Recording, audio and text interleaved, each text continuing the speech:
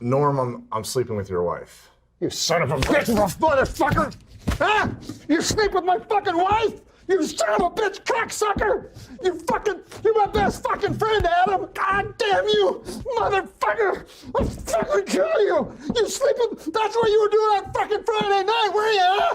Ah, fucking bastard! You see you. Okay, I apologize. We had some technical difficulties. Got a little carried away. I gotta apologize. I feel partially responsible. So what was that? You don't even have a wife. You don't even have a wife. that's true. I never was the marrying kind. Okay, we're ready to pull the classic vodka and funnel prank.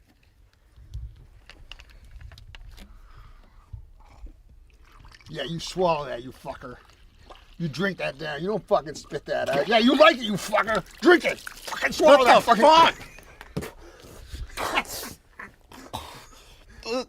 What the fuck is?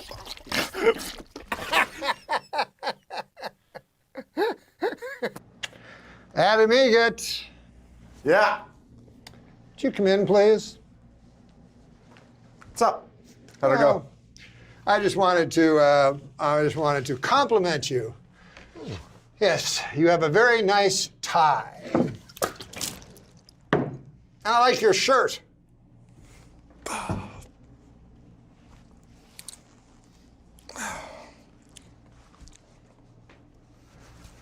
Louisville Slugger. Oh, God. You see, I care enough to use a brand name. That's right, Dandy. Why don't you just say Brand X, you bum? It's called authenticity. Right, you're not worth a bent penny, you damn drunkard. Just gotta do something, though. Okay. What? You have like somewhere to be? No, I just gotta do something. Oh no! Oh, good Christ Almighty! That is a lot of pain. Oh God, you're kicking me in the belly. Why? Oh, please stop. Okay, fair enough. Just don't kick me in the face. Some fellas are blessed. Adam Egot, where have you been? Turns out, in a jiffy, the wig came off. You could have, by the way, why the hell did it take you so long? I had to talk to Gala for 10 minutes. You get...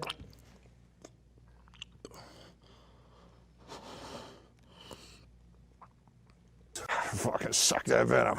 Yeah, you fucking suck that fucking venom. Yeah, you want to spit it out? You got a fucking mouthful. Ah, fucking shoot it out of your face, you fucking cunt! You fucking whore! Ah!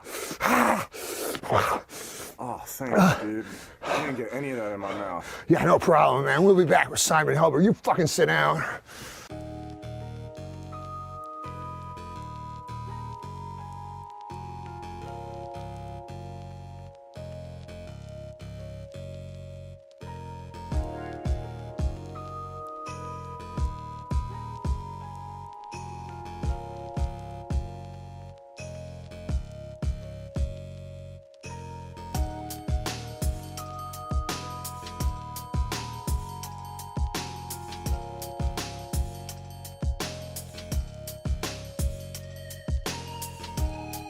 130 years after the Civil War, the state of Mississippi has finally voted to abolish slavery.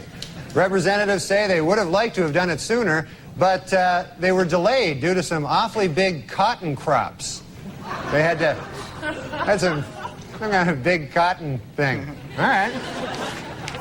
In Colorado this week, Bob Dole warned that if Pat Buchanan is the Republican nominee, the party might lose both the presidency and control of Congress. In response, Buchanan warned that if anyone other than himself becomes president, blacks will retain the right to vote.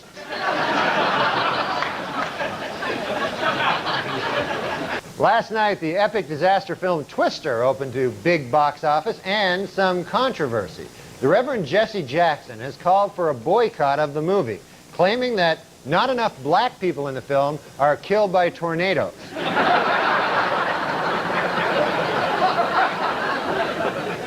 Meanwhile, Furman, who was expected to face disciplinary action by the LAPD, may get off lightly. Under the terms of a controversial plea bargain, the charges against him have been reduced to, quote, 1 count of using the word darky. In the wake of the verdict, angry Menendez defense attorney Leslie Abramson said the jury simply chose not to believe the brothers' excuse that they had been sexually abused by their father, and says she knows why. Quote, "It's because my clients are black."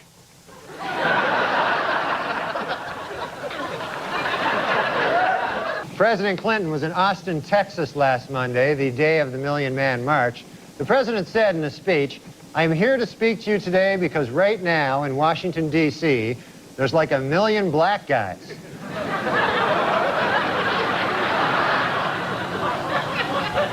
In Nashua, New Hampshire this week, a high school student, Chris Conley, while attempting to dunk a basketball, lost his balance, crashed down on the rim, and shattered 2 front teeth. Gee, I wonder if by some crazy chance Chris is white.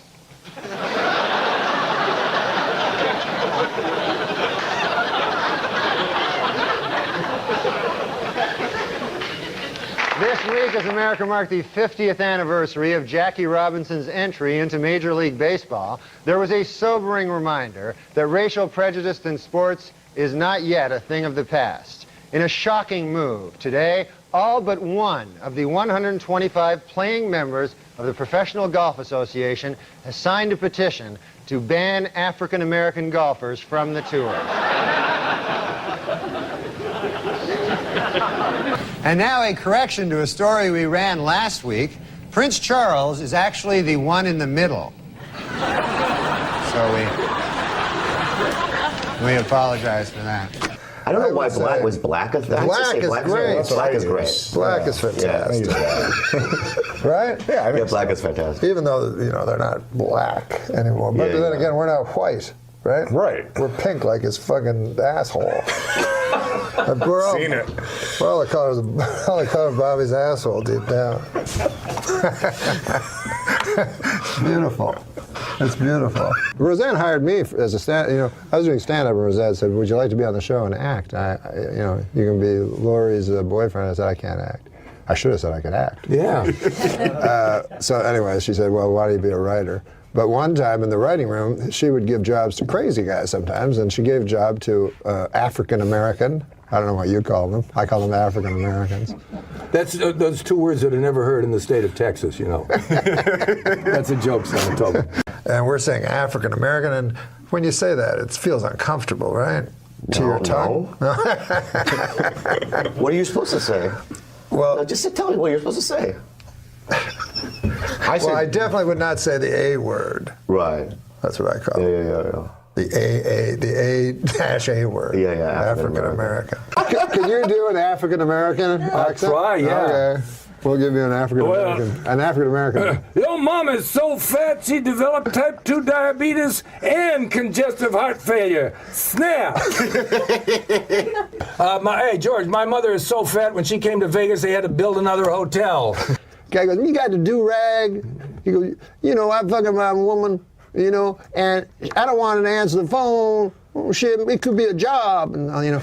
And then, you know, after you take the do-rag, you wipe off your dick with the do-rag. And I'm like, "No, I don't do that." But everyone in the audience is like, "Yeah, we all do that. We all wipe our dicks off." You know the Harlem Shake? Yeah, I've seen it on every single commercial. You've seen it. Then you'll appreciate this joke. I remember back when the Harlem Shake was just a black fella holding me upside down off a fire escape trying to collect his money. Orange is the new black, but not in my apartment building. Kevin is the new black. But Presidential fact.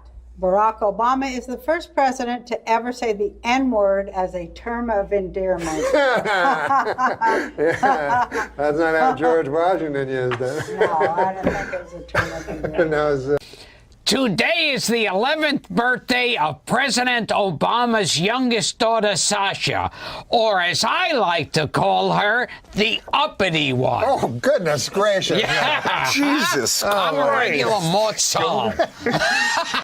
Michelle Obama has booked a cameo on the ABC show Nashville. Start again. All right. Kids today, I mean, You can't spell ABC. Wow. Michelle Obama has booked a cameo on the ABC show Nashville. With this and her appearance on iCarly, I think Michelle is ready to start appearing in films. May I suggest my favorite film series, Black Ass Fuckers? I found the secret to life is there is no problem that a huge... No, I found the secret to life, Bob, and this is it. There is no problem big enough that a huge... that a huge what? No, I found out the secret to life. yes, oh great one. Yes, and it is this. There is no problem big enough that a huge black cock cannot fix. Dr. Dre announced that he's the first hip-hop billionaire, a regular J. Paul Ghetto. Two businessmen bought the Milwaukee Bucks for $550 million. They are very excited with their purchase, as this is the only legal way to own black people. Now that is here, and I read that. Well, you're not there. You know how businessmen are racist? They are. Yes, it's them being racist. They not are. you. The two businessmen that bought the Milwaukee Bucks for $550 million are racist, according no, they're to this. fine, man. Well, here's actually a joke about Donald Sterling. Oh, good. All the charities that Donald Sterling donated millions of dollars to are giving the money back to him. Well, that'll show him. It's not bad. Never trust a black guy wearing a Dirk Nowitzki jersey. In Game 1 of the Western Conference Finals between the Mavericks and the Thunder, Magic Johnson said that Dirk Nowitzki is playing like he has 3 legs, which is a nice way of saying he's playing like a black guy.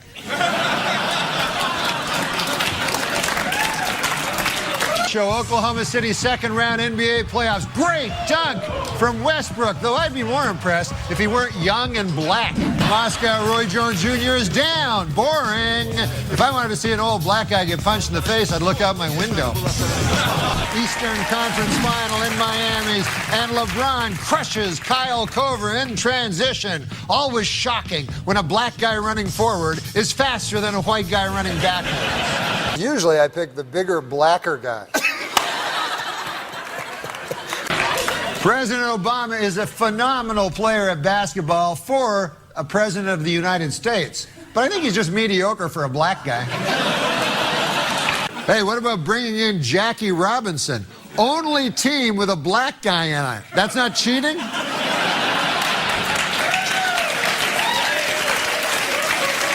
Where I grew up, that's cheating.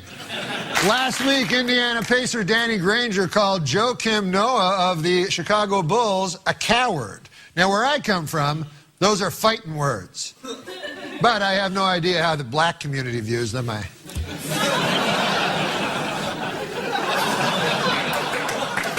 Middleweight boxer Bernard Hopkins has caused a stir by implying that Donovan McNabb is not black enough. The two men have decided to settle their differences with an old-fashioned game of who cannot catch a cab.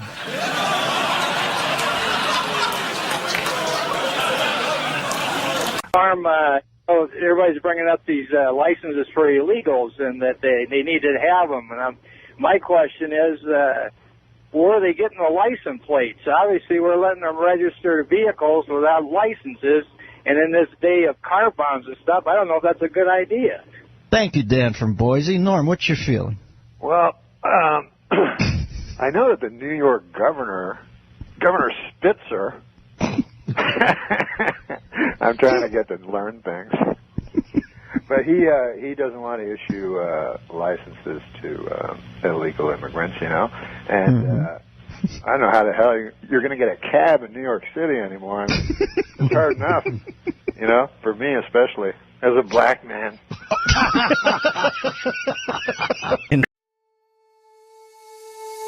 Call me to say goodnight. Kiss me once or twice. I'll never let go of you. Fold me into your arms. Stay with me till it's... Listen to this. Have you heard about this Huckleberry Finn thing? I heard something about they wanted to take the N-word out, right? Yeah, anyways, I wanted to bring it up before I forgot, and then we'll get on to my my projects. All right. Do you have any observation on it, any tweak on it, or just the cognizance of the fact that they want to... No, I feel it's a thorny issue. Mm-hmm. Yeah. No, that wasn't the whole thing. No. I thought you were going to go like, well, how so, or something. Tell us more, Norm. Why don't you I feel it's a thorny issue. Yeah, I'll tell me you why. too. Why, Norm? Well, you got Mark Twain, and you're talking about, I mean, for those of you who don't know, what I'm talking about, they've taken out the N-word, out of many of the books of Huckleberry Finn. Norm, they've taken out. And so you got a thorny issue that I think I have a solution to. Do you want to hear it? Oh, man. Never anything more. Well, the thorny issue is this. Yeah. You don't want to take, Mark Twain, one of the greatest writer ever to brush paper with ink, and change his words, for God's sake. On the other side of the coin, you don't want to have a young African American boy in school, hearing that word out loud and causing him pain. So it's a thorny issue. But I figure it this way. You've read Huckleberry Finn. You are so splendidly demented. Yeah, I've read it. You know it's written in the first person by Huckleberry Finn. Yes, I do. And you know it includes the N-word. Yes. Therefore, you just change Huckleberry Finn to a black kid. And it's like a rap song at that point, right? Exactly. Everything's cool. After numerous requests, the National Institute of Health has finally granted funds to the University of New Mexico in order to test mice for the deadly hantavirus. Although I'm sure the government would have acted a lot sooner if instead of mice, the hantavirus was killing off rich white guys.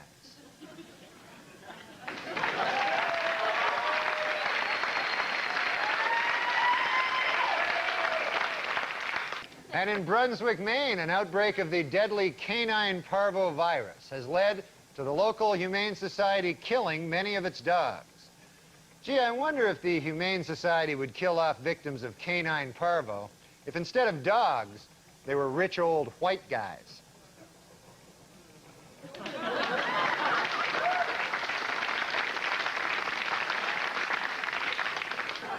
Wildlife officials in Maryland say that increased hunting will be necessary to control the state's black bear population. Gee, I wonder if hunting would be the answer if instead of overpopulation of black bears, there were an overpopulation of rich old white men.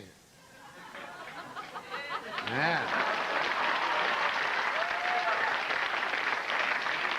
Yeah. Then I wonder. I feel that connection when you touch my body. I know you are something, and I can't ignore it. My friends tell me if I wanna go to the gamble, we'll do my days like. This is cool. So the news, we're going to talk about the news. So we have business news. Facebook founder Mark Zuckerberg is facing a $1 billion tax bill this year. Now that's he pays $1 billion in taxes. In tax. That's a lot of money. Good problem to have, right, Tom? That's not bad. God damn. Absolutely. $1 billion. $1 billion. That's more than my dad made in his lifetime. Yeah. Unbelievable. This guy's carping about that. How old is this guy? I don't know. I think he's in his mid-20s, maybe. I have to look it up. And most of these, I feel these rich kids are unknown. Yeah. You know what I mean? Like he's known because of that movie. Yeah. But I think most of them. I think that these super billionaire guys keep themselves unknown, so we don't find out and go to their house. Oh yeah. Don't He's you? probably not the real. You know, he's just sort of like the. You know, there's much bigger billionaires. You think there's bigger guys? I think they're living on an island somewhere. Yeah. They're just running everything. Because when you hear about it, how much money the richest guys have. Yeah. Nobody. I mean, I know Sandler. He doesn't have nearly that much money. You know what I mean? And he's the richest guy, and he's super rich. Yeah, if you had, you know, you probably don't want to make a big show. No. Yeah, they probably have the cure for cancer. They're probably selling all the, you know, all the drugs that we're all taking, all the drugs. They're selling all that stuff. They got all the cures. They're living on an island. Plus some of them are those are the mother that fucking introduced crack into my neighborhood last month. You have a crack problem? Well, now I do, because those fuckers introduced crack into the neighborhood. Really? And what they don't tell you about crack is, god damn, it's good. Yeah. Wait.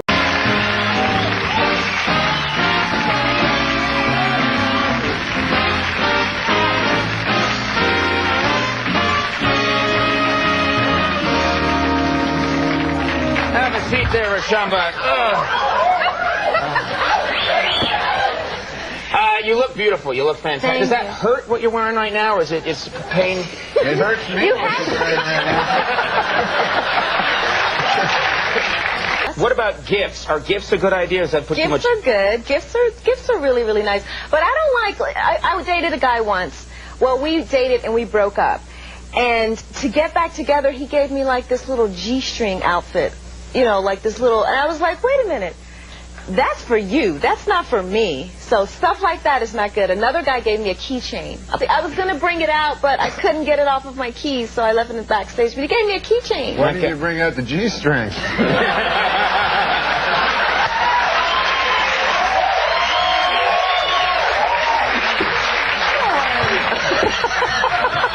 I love that my dirty uncle's here for this tonight. I tell you what you gotta do. You gotta bring out that G-string. You're writing a book. Yes. How to be a model. Yes. The Complete Idiot's Guide to Getting into Modeling. So like rule number 1, be incredibly beautiful. Right. I mean, what are the things that you can do? I know rule number 2. Yeah. Don't be a midget.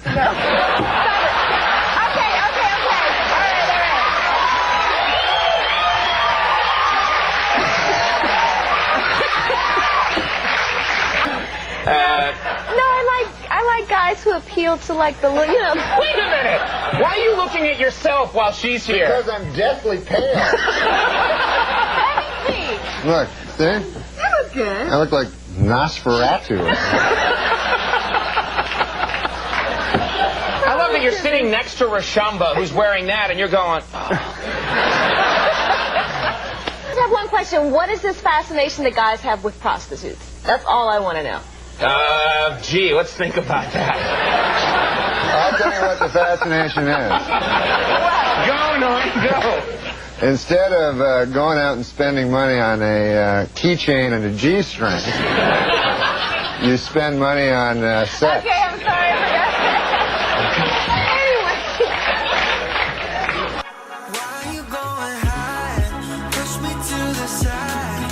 Just keep going on and on, and I ain't getting tired. Yeah, you try to crucify all the good inside. You go and call 911. You know, it's so much more informative with you here. You're getting all this stuff that I wouldn't have the nerve to get. We've got children models, elegance models, and we cover all that. And then we cover trends. You would be a trend. Right. Yeah. Okay. Because you're different. But in a good way. I'm getting, I was all happy with the segment and everything, and now I'm all depressed. No, wait. No, because... Norm, bring up midgets one last time. No, because, Little people. I used to really have problems with handsome people, like Friends, you know, it would bother me so much. I watched Friends and then I said, fuck, these are the funniest, super handsome people ever. I'll give that to them, you know what I mean? Who are you guys? It's up probably there? harder if you're so fucking handsome. I think I heard Matthew Perry once in an interview. I think he basically said he invented sarcasm. I think he said that.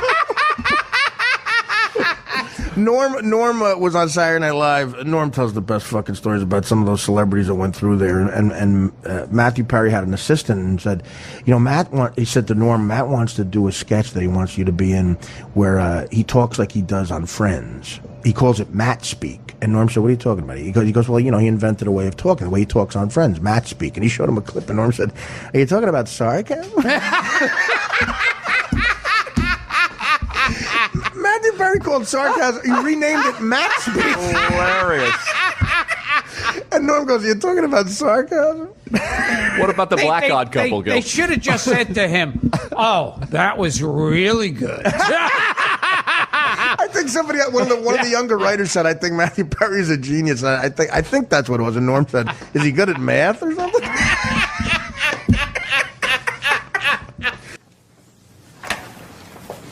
Excuse me, is this Sarcasm 101? No, it's Lamaze class for men named Arthur. Oh, okay, sorry. I'm kidding.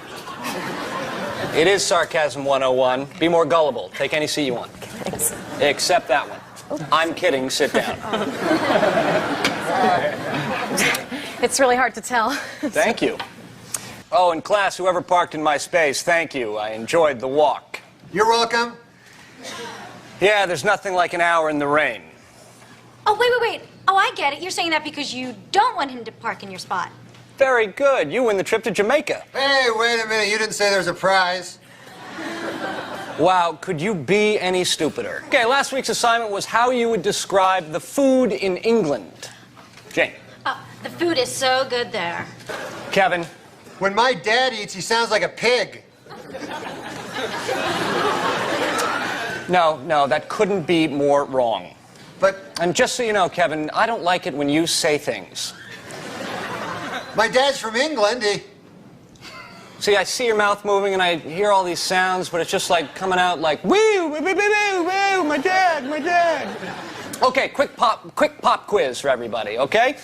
You walk into a bar and you see a fat, ugly, disgusting guy in the corner. You turn to your friends and you say what? Could he be any larger? Could he be any uglier? He looks like my dad. Whoa, Kevin, try again.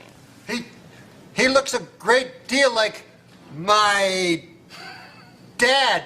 I don't see what's so funny. There's a shocker. I nominate Marissa for class president because of her incisive wit. Hey. You people just don't know when to stop. Why don't you cry about it? I want to take a bath with Marissa. I mean, that is to say, could I want more to... Can I take a bath with Marissa? Or... My teaching assistant. She was faking? Catch on slower. Hey! I don't think she's really a student. Be a bigger moron. Can I still take a bath with you, or...?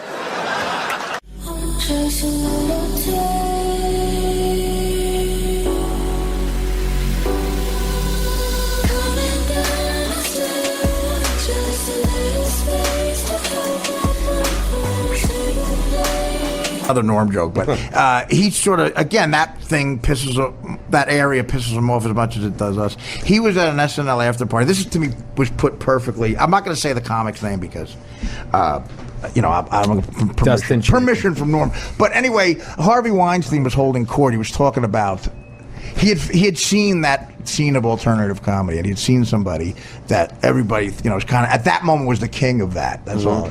And, Harvey Weinstein, I've seen him at work. He's a very, obnoxious, he just yells shit out that he thinks is brilliant, like Stephen Wright jokes or something. Right. You can't have everything, where would you put it? Stuff like that. So he goes, he says this guy's name, and Norm's sitting there, he's on with Lorne and everybody, and and Harvey Weinstein says this person's name and goes, I think Sons is a genius. And then he looks at Norm and goes, Norm, what do you think? And Norm goes, is he good at math or something? And I thought, the ballsy part is now Weinstein looks like an asshole, and people are like Lauren, and from that moment on, one of the most powerful guys in the world hates with a passion Norm MacDonald.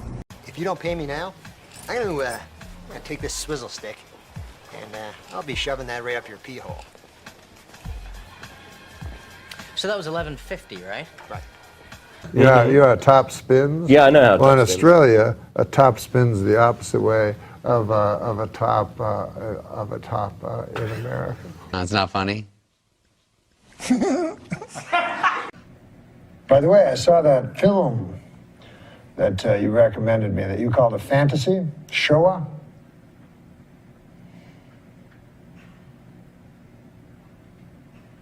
Horrifying.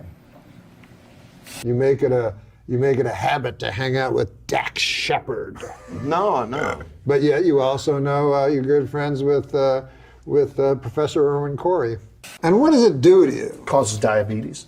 Well, that's terrible. Then they Hardening of the amputate arteries. your leg. Not always. Sometimes you go blind. Sometimes you go blind. Yeah. Sometimes both. And then you can't. At least you can't see that you only have one leg. You know what I like about this show? It's not afraid to take on the issues. My wife's a slatterny woman. Sorry to hear that. Is that the word? It's a word. Slatternly. Maybe I'm old-fashioned, you know, but like, you tell me because you're a gay guy. But I go into a gym. I go into workout. You know what I mean? I want to work out and I want to get my pecs and lats and shit like that, right? You know what I'm talking about. But then I go into the locker room. Now, the last thing I want to see there is some guy's fucking hot, beautiful asshole. This is what he told me the other day. He goes, it happened. Fire pit. He goes, it happened, but he goes, the numbers are all wrong. And then he goes, the other night he goes, 600 or 6 million, it's still terrible. I'm like, oh. Okay. And so Mario Cantone, we were at the Hyatt, you know, and me and Howard Busgang and this other guy are smoking a joint. I'm not smoking, but they're both smoking this joint. This was in a very serious time of AIDS. Norm, are you okay? I had a black guy open for me, and I got him into the hotel. No way. Can I ask you a question seriously? The guy made a mistake. I'm being honest The guy with you. made a mistake. He had a press conference later, and he said he made an error in judgment. The guy who ate the guy? Yeah, he made an error in judgment. Now, what do you think of this joke? When I die, I want my body donated to science, but more specifically, a scientist who is working on bringing dead guys back to life. Oh, that's just, is that funny at all? The search continues in the Indian Ocean for the Malaysian Airlines Flight 370 as they listen and try to follow the pings. These guys sound like me always listening for pings. The pings are my Chinese neighbors. Jim and Ellen Ping.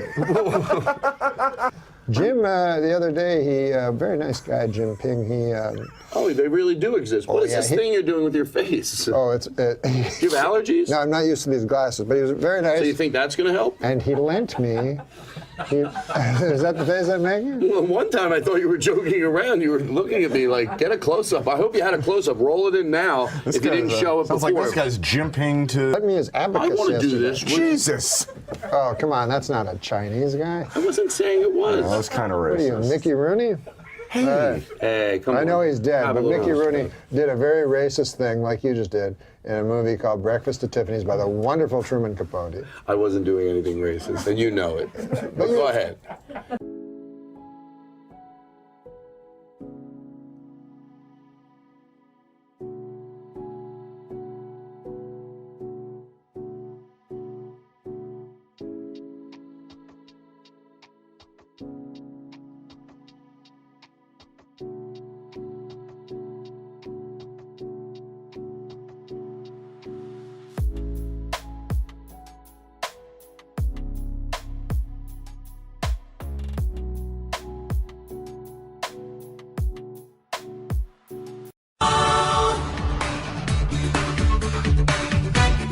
There's something about Norm MacDonald that every time he opens his mouth, I laugh. I don't know. It's just the style. It's the type of thing you can ask him anything. I mean, you remember from Saturday Night Live, and he anchored Weekend Update, and then did some OJ thing and got taken off by, what's the guy's name who took you off? I don't know. You don't remember either. Yeah. Anyway, aside from having the same birthday as me, You got problems. You're wearing eyeglasses, and the reason Wearing is eyeglasses why? because I swam for 2 days and got chlorine in my eye, and then I don't know, man. I thought I had allergies at first, but now I go, no, this feels like chlorine, like it burned my eye or something. I don't know if that can actually happen. Yeah, I'll have to check the computer. I Google, computer MD, and then he tells me. Is that the way it works? That's what I do now because I'm a bit of a hypochondriac. So it makes life easy. I'll go, and I'm reaching the age where, when you're young, you go, hey, man, my left arm hurts. Let's go. I'll have some soup. But then when you're older, you go, oh, my left arm. So it's probably nothing, but I could be having a massive heart attack. Well, if you did, that'd be great publicity for the show. Oh, I don't have one now. Oh, if you're going to do it here. Well, look, everybody'd be talking about you. I get the publicity. It would work. Yeah, it would. In a cynical world, it would work. If you had to do a show right this minute, can you just turn on a dime and do it? A comedy show? Mm-hmm. On what? Well, you're here at No, forget me. You're at Cobb's right now. I can do it, yeah. You can do it? You just turn yourself on and off? Yes, sir. Can we turn up the volume a little? Am I not talking loud enough? There you go. No, there you go. So what happened to your sports gig? That wasn't a bad show. And that's fun, man, because I knew about sports, and so it was fun to do something like, because when I did Weekend Update and we did politics, I don't know anything about politics. Oh, yeah, you do. No, I don't. Why, because you're Canadian? Because it doesn't interest me. It's gossip. It's like reality show to me. Like if I watch, sometimes I'll turn it on, and I feel like a moron. Like a guy's going, like there's a politician that I'm supposed to back or something, and he's like, I'm going to watch him. And then he goes, we got to get America working again. And I go, okay, I'm a moron. Okay. So you don't vote? This is my guy. Well, you're an American citizen, right? No. No, you're still Canada? Who's the Prime Minister of Canada? I don't know. Don't look at me. It's so You're the inconsequential. Canadian. Even when you're Canadian, you rarely remember because it doesn't really, it's much more, if you're a Canadian, it's much more important to know the President of the United States than the Prime Minister of Canada. And to know everybody on a hockey team. Yeah. Stephen Harper. I just got That's that. his name. That's his name, Stephen Harper. Conservative from the West Coast. The West Coast being what, Vancouver or something like that? Maybe Alberta. I think it's Alberta. Did you sleep last night? I haven't slept like about 3 days. I've been very tired. Do you sound tired or something? Yeah, it could have fooled me, yeah. Well, I thought maybe I was getting a cold. I'm not sure. I had a sore throat. That's that. Did I shake your hand? I was warning everyone not to. Yeah, I'm paranoid. I don't. No, I am too. I'm like always that. So I thought it was just allergies with the chlorine. I don't know. I may be having like a cold or some gross thing. You think? I don't know. I haven't been sleeping very well. I've been sleeping, but it's a shame we don't have a sleep train to add this hour. I could have helped you with that. Yeah, sleep what? Yeah, Sleep Train. It's a sponsor of ours. Oh, Sleep Train. A Sleep Train. Yeah, and they have all these different mattresses. Oh, mattresses. I got a mattress. You got a mattress? Yeah, I got the hardest mattress there was in the store. What was that? I don't know what it's called. It was a mattress store I went to, and the guy said, "What do you like? This." He goes, "Would you like try a harder one?" I go, "Yeah." He goes, "What about the hardest one of all?" I go, "Yeah." So that one was really cool. I go, "I'll get this." And it's worked out? Man. It doesn't seem to have. It's like sleeping on the floor. Is it really? Why don't you just sleep on the floor? It's cheaper. Well, I would, but people tell me, I don't know, people tell me I shouldn't, and I think if I roll around in a fetal position, it'd be a lot of pressure on my skeleton against the hard floor. It might be really too hard. Well, you could get a pillow for that. That's a lot cheaper. Go back to the sports show. Why'd they cancel it? I don't know. I think they said low numbers, but I read that you were getting like a million a night. That wasn't bad. It was good. Yeah, we had good numbers. I don't know why they didn't. I think they thought, well, I mean, there is a right thinking to when something has sports in its title, no woman will watch. Therefore, you cut the audience in half instantly, which is a bad mistake. That's not really true. A lot of women who love sports. But no, there's not. No, not that'll watch it. Oh, yeah. No, well, that's not what the numbers showed. Really? No, the vast majority of women didn't. Even when, like in testing, they'd show the show, and then women and men would like it equally, you know what I mean? But they were forced in testing to watch it. But in the thing, when it says sports on it, the lady wants to turn it to a different channel. We're much more old-fashioned than you think. Be honest with me on something. Would you be honest with me on something? Yeah, of course. Because I don't care. It's California. I'm not just really. You ripped it all?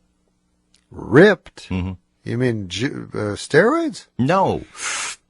Oh, no. Drip? No. God, no. Then you're just tired. Then you're just tired? I mean, you just come off Why like do you're I just come- enjoying life too much. Just kind of. Oh, no. Kind of rolling with God. it. I'm not enjoying life. I'm No. like, I'm either sick, I'm taking NyQuil. I haven't Oh, slept. NyQuil's like taking drugs. Well, it is kind of. Yeah, I they got mean- alcohol in there. Yeah, I know, and I don't handle alcohol at all. But, yeah, it makes you sort of like, it takes away your stuffed up nose. You know what helps At it, the though? expense of being like sort of lightheaded. Ice Cold Studio helps.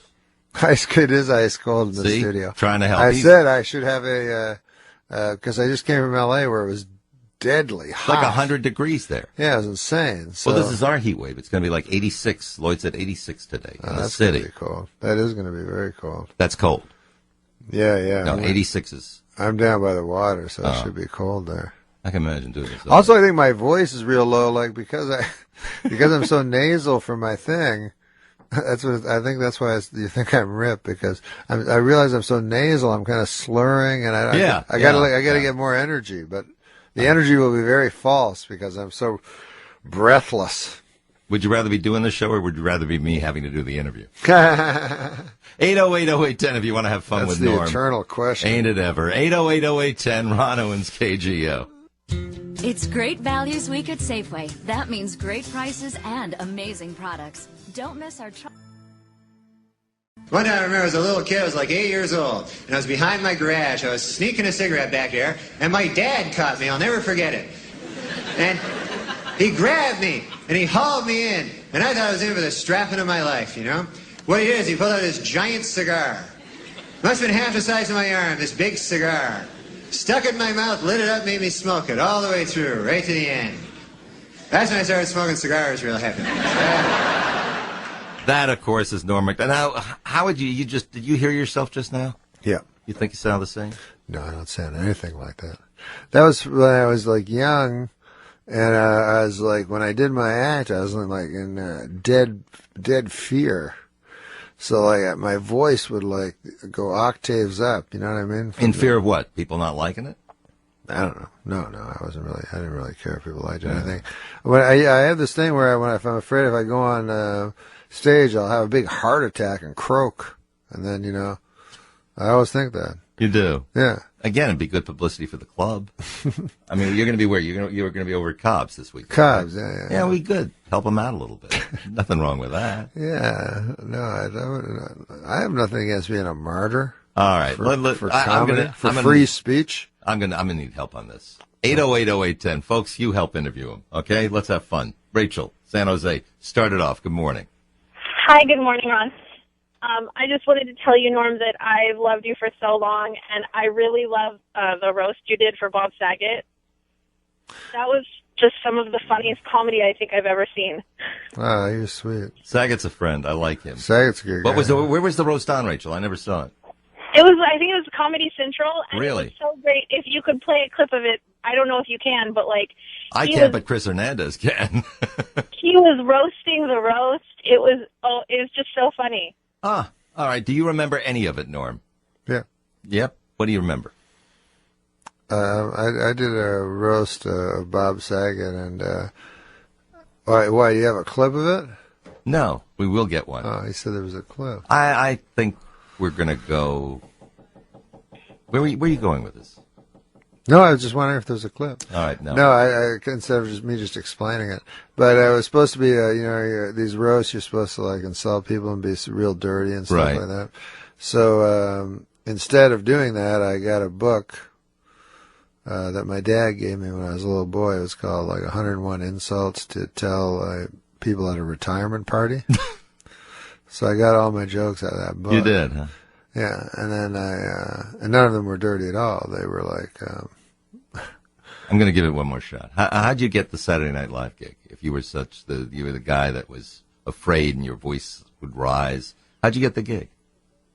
I don't know. I just went to Lauren. They like my stand up, and then they said, come in and do 2 characters. and 2 impressions. And I said, I don't got nothing. And that was it? Yeah, that was it. I said, I'll go on as a writer because I said, I'm not going to the audition because I don't know how to do characters or impressions. Here's what we're going to do. You know, I've said it before, and I'll say it to your face, I love you. You make me laugh like crazy. I will plug where you're going. You're going to be at Cobb's tonight, 8 and 10:15, Saturday, 8 and 10:15, Sunday, 8 o'clock. Don't be upset with me. We're done, okay? Yeah. Okay, thanks, Norm. I love you. Cool. I like it. Well, next time. We'll catch you next time. Okay, baby. That was fun.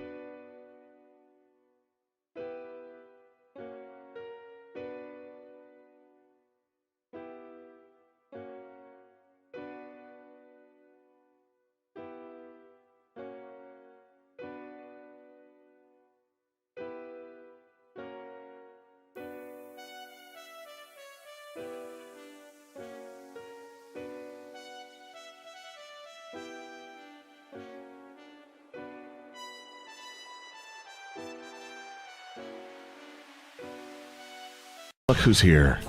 Who's here? It's Norm MacDonald and Kevin Farley. My God, so it is. Great. Welcome, fellas. You were all paying it. We had mutual appreciation body language. Well, yeah. As soon as the mics went on, you completely turned all your attention on Farley. Well, I was trying to. Are you playing it cool? No, I wanted Farley to get some talking time in because he's a good guy and he's only in America. Only in America. Could we have Farley? What? Could we have Farley?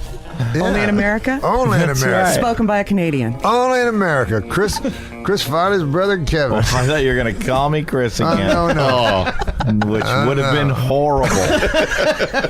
Here's it. No, I wrote a song for Kevin about his brother Chris. Yeah. Would you like to hear it? I would love nothing more. Very much like to hear it. Yeah. It's a song parody. No, I don't remember it. You remember it. It's based on the 70s that I'm not Lisa, my name is Julie. I don't know if you've heard that song. I'm not Lisa, my name is Julie. Lisa left you years ago. Familiar with that song? Yeah, I think I am. Yeah. Okay, so go ahead. That is such a lie. No, you're not. Kiss up to the guests. I'm looking it up. Can I ask let's you? look it up. Oh, look it up and you can play it. Hey, I've got it. Okay. Boom, hit Do it. you really? Let's listen to Got it. Stand by. All right. Here we go. Are you going to sing? That was it?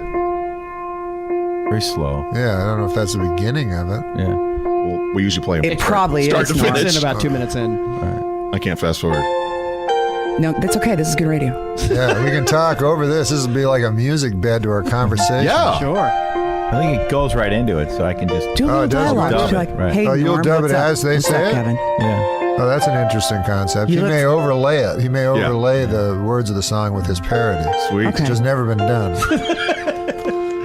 Here it goes. You're hearing it here now live. I'm not Chris.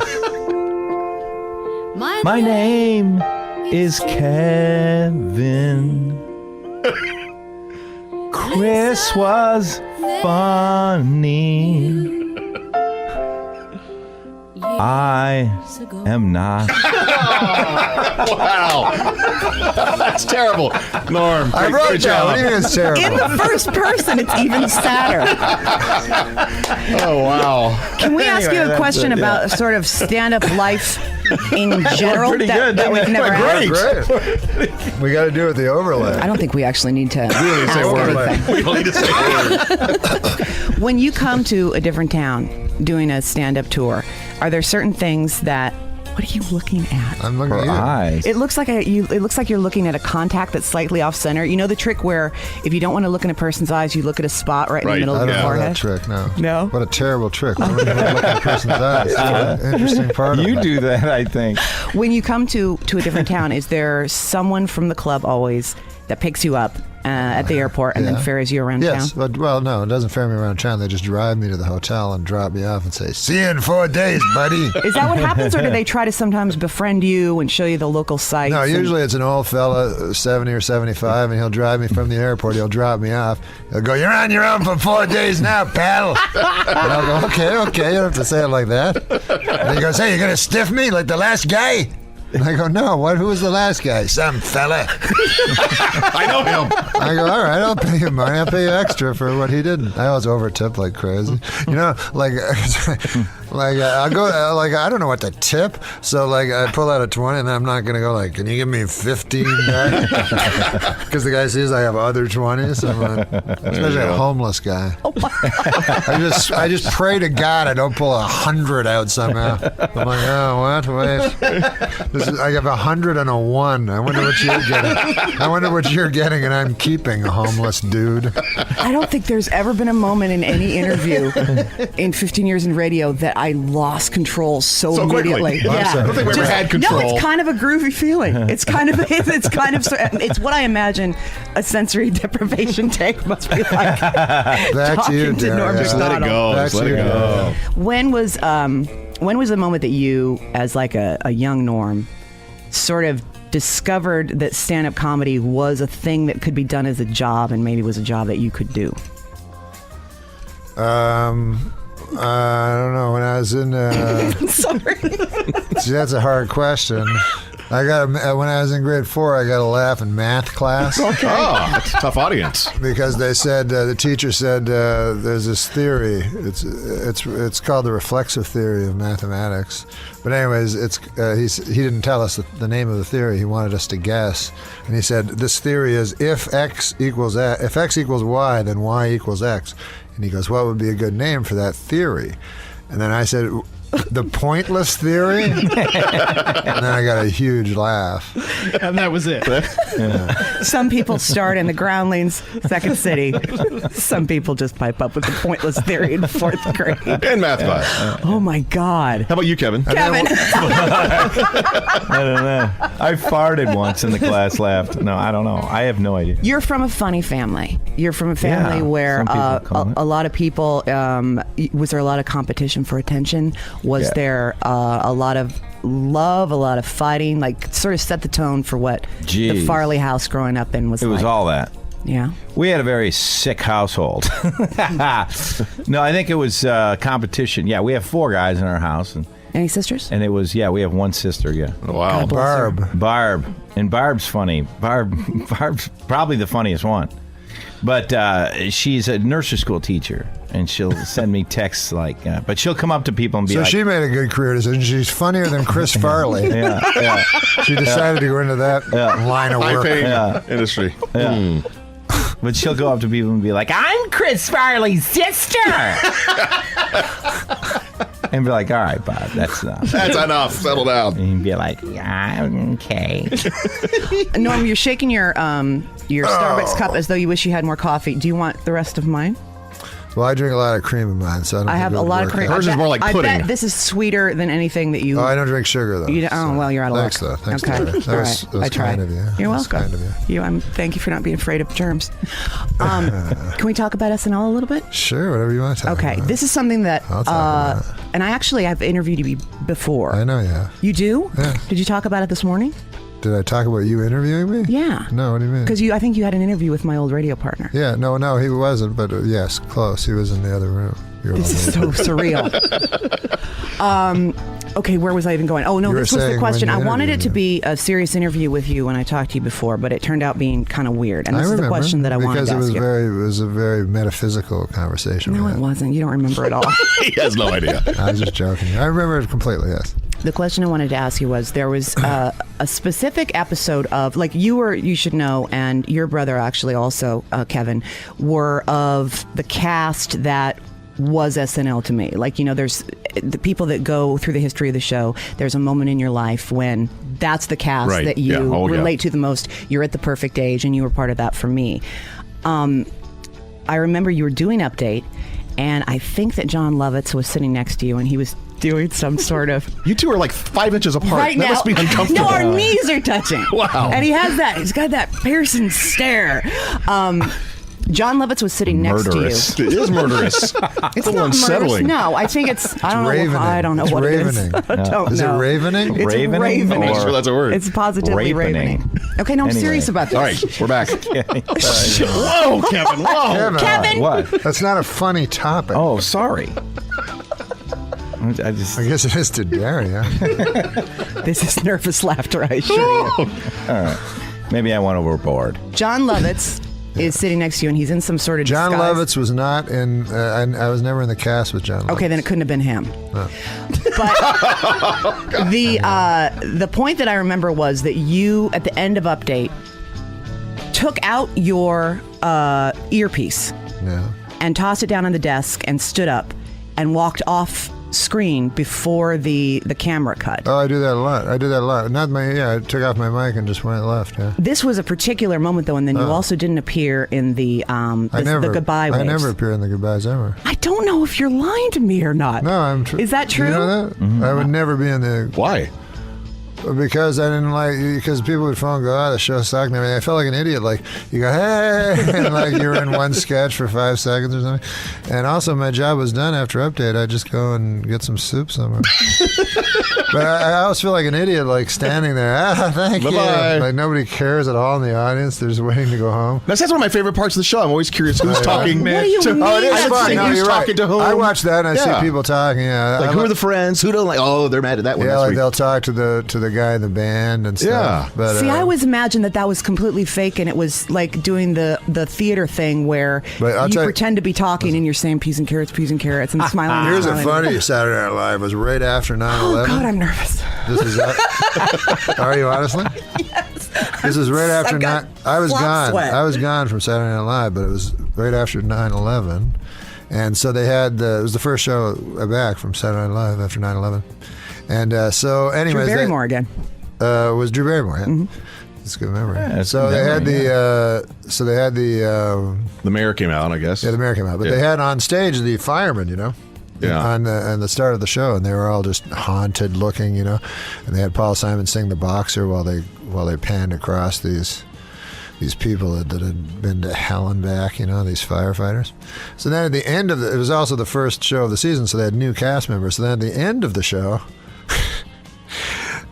all the new cast members are up with everybody, with the old ones, and they're all hugging. And meanwhile, behind them are still like the guys, the firefighters, sure, all with their eyes like they had seen everything, And then in the forefront, it's like, you were so good at your first show when you played the girl. And these guys behind them are like, I can't even begin to imagine what I imagined seeing yesterday. Wow. You played the cashier funny, Jody. You'll get more than 2 lines next week. People are congratulating Paul Simon on the song. Well done. Guys, like yesterday, I dragged out a leg. It was only a leg.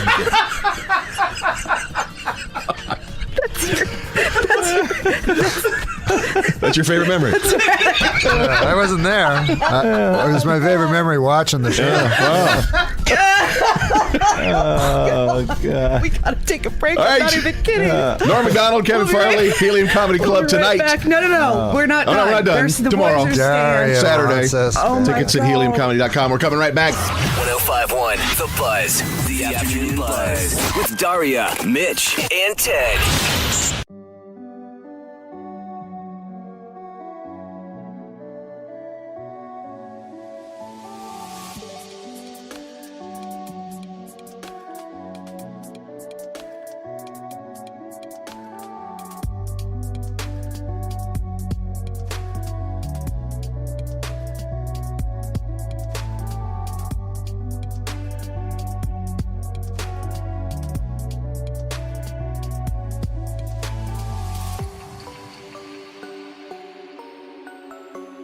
In the studio with Norm MacDonald and Kevin Farley. They're at Helium Comedy Club tonight, tomorrow night, and Saturday night.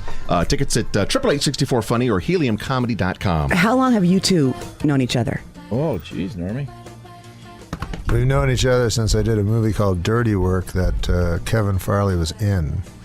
As a movie, I was in that. I don't remember what you played. Well, that was a while ago. That's a funny movie. It's like it became quite a cult hit. Yeah, there's less money in being a cult figure than you might think. Being a cult figure doesn't pay, unless you're an actual cult leader. That pays a lot. That pays a ton. That pays a lot, and you get a lot of ladies. You get, as a matter of fact, you get all the ladies. Yeah. If you're a cult leader, people speak against them, and I know they have their negatives like everybody, but they get all the ladies, every lady in the cult. But the problem is they grow so hungry with power that they end up having sex with the dudes too. Like first, like I'm just having sex with ladies. Hey, you have to watch your wife have sex with me. The guy's like, and then later it's like I gotta get more powerhouse. Have sex with the guy. How do you know this? What? How do you know this? He's accusing me of being a cult leader. Like you can't keep that kind of thing quiet. Now listen. Okay. If there was let's say a cult leader had a cult, and then maybe he had an accident and he accidentally passed on, God forbid, and they had they had they had an opening. For a new cult I leader. guess I'd apply. Submit your resume at least. Yeah, I'd go, listen, I can tell you guys what to do and make all your decisions for you. You give me all your money. I will be glad to set up some bunks in a barn and tell you what to do. I don't know what they do. I'd study it up. I'd study up on it. Sure. Give it your all. Yeah. I'm going to try to ask another serious actual question, but I'm perfectly prepared to have it go absolutely anywhere. Okay. Did you find, Norm, that there was a real difference between the people on SNL that came from sketch backgrounds and that came from stand-up backgrounds like yours? Yes, I did. The sketch background, right before I came, I mean, not right before I came, but the cast before the one that I was involved in had John Lovitz and Phil Hartman and Julia Sweeney and what's the girl? Mike Myers. Mike Myers. Anyways, they were all Second City guys. And they were all like actors. They'd do ensemble acting. And then my guys were Spade, Farley, Adam Sandler, me. And although Farley was a Second City guy, he wasn't like a regular type. He was you only looked at him kind of guy, which was like stand-up. Stand-ups, it's like, we don't want the other guy to look good. Wasn't that a huge challenge for an ensemble show like SNL? It was a challenge, but what happened was they were big. We'd play a lot of scenes to camera. Like Sandler would do a show directly to camera, or Kevin would. Sorry, Kevin. Chris would coming up to and go right to camera and do his thing. You know what I mean? And it was much stronger because these guys were such strong personalities, rather than just like, sort of actors that aren't huge personalities. Like Farley and Sandler were the biggest personalities. But one thing that came across... Now there's no giant male masculine personality. No alpha gorilla. It just exudes, whatever. Yeah. There is in this room. Amen. But one thing that came across... Well, it wouldn't exist in this room if Seth Meyers was here. Right? One thing that came across, though, with that cast was that there was a sense that everyone was having a really good time together. Everyone was friends. Well, Farley always wanted to make everybody laugh. Right. Was he a facilitator of that kind of That was vibe his goal. As a matter of fact, I think his goal mainly was to make Adam Sandler laugh on Saturday Night Live. Yeah. And so you could see it a lot of times. He'd go right in your face real close. And well, there was a Pepper Boy sketch. Oh yeah, that's a great. This guy Jim Downey wrote this sketch. Anyways, they wrote this sketch called Pepper Boy, and it was Sandler and Dana. Chris. No, Sandler and Dana. Oh yeah, the Pepper Boys. And they go, more pepper. Would you like more pepper? And so then Chris, if you're not the star of the sketch, you just maybe do a little tiny part. Yeah. His line was literally. So Chris had one line. He goes, "I believe I would." Why goes, yes? Oh no! Why yes? Why yes, Pepper Boy? That was his line. Why yes, Pepper Boy? So that was his only line the whole sketch. So the Pepper Boy guys went around to all the things, and I think the idea was they would seduce women while they did it. So they went to him, and so anyways, he got from wardrobe Chris a big giant red beard. Like this huge red beard, right? And then they come up and they go, "Would you like some pepper?" Some pepper, and he goes, "Why, yes, I believe I would, Pepper Boy." And like, so the whole place comes down. Like everyone laughs at that more than anything else, but a mile. And then the writers are like, "What?" He literally went. Norm MacDonald and Kevin Farley tonight are appearing at Helium Comedy Club, and I can honestly say I have no idea what the show will be like. but I think it's going to be amazing. I think I know one thing. You'll be there. All 3 nights. If you want, I don't know that I have a choice. I feel, You're going. I feel The cult leader has cult-like. Yeah, I will be there. Cult leader is spoken. Wearing like a high-necked, low Little House on the Prairie dress. Yes. Okay, so would you like to go? Let's give away some tickets. Yeah, I'm trying to describe a cult-like, a dress a cult-like member would. Oh, I see. Like a Quaker. You made it sound like a Quaker. 888-733-5105. Would you like to go? We've got some tickets to give away. Give us a call right now, 888-733-5105. If you want to buy tickets, I think there are still some available. You can check online at heliumcomedy.com. If you want to buy tickets, don't phone. I just want to go home. Well done, everybody. Yeah, you guys are awesome. What was the...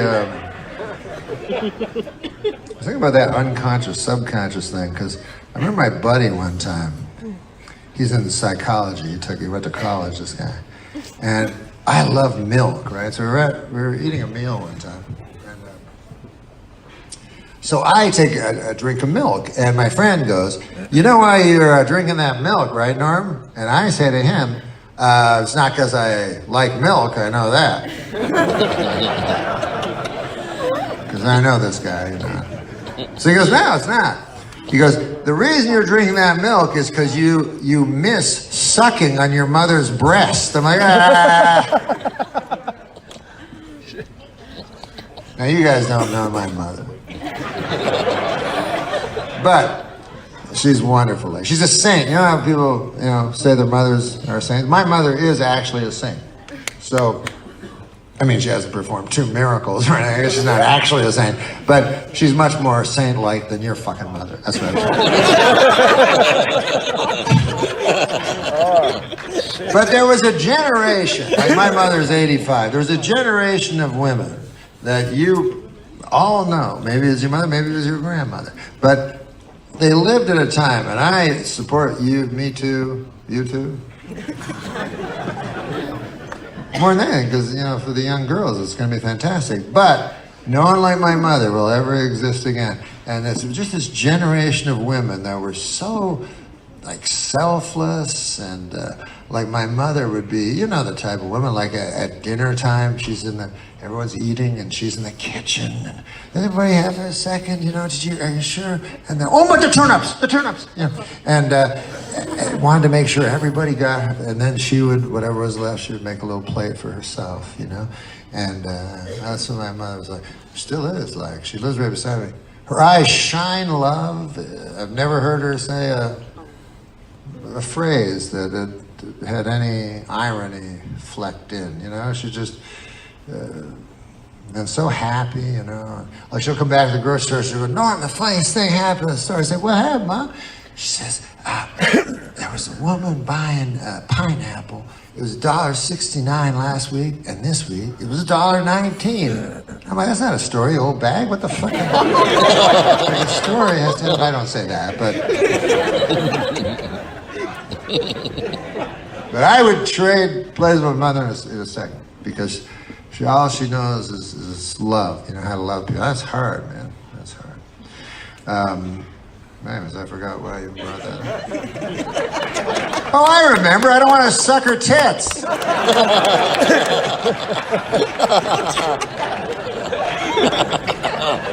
So maybe I'm shallow. I want to suck my mother's tits, all right?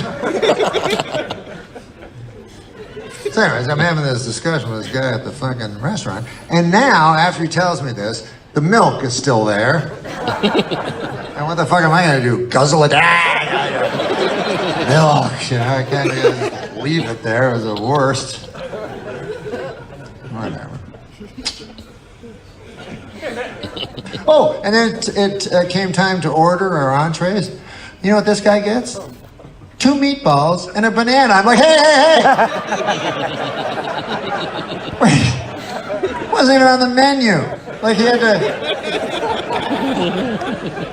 What's good for the goose is this is just absolutely. I I read about that subconscious, unconscious. They said when you pick a president, this is an election year. This is kind of some. Well, another Thanksgiving has come and gone, and I thought it would be a good idea this year for me and my mother to say what we were thankful for. This is my mother, Fern. Now, we've written them down on index cards, what we're most thankful for. Should I begin? You can just start. I am thankful for the opportunity to do stand-up comedy for a living. Why, there is nothing more gratifying than to step out on a stage before a quiet crowd and through my comedy, turn them into an unruly mob.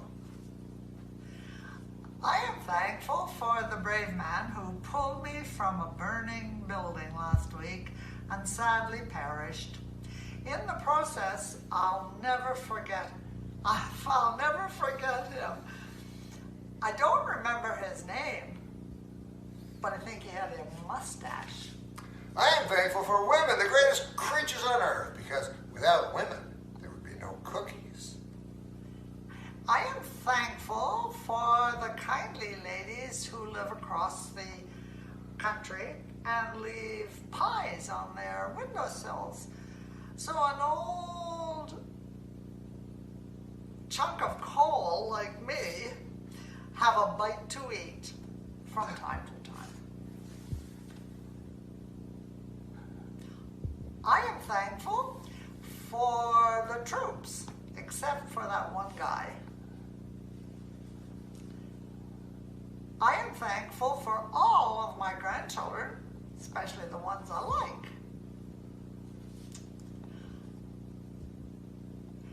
I am thankful for the fine young men and women of the LAPD, along with the Burbank Police Department, who joined forces this year and finally solved the baffling murder of Bob Hope.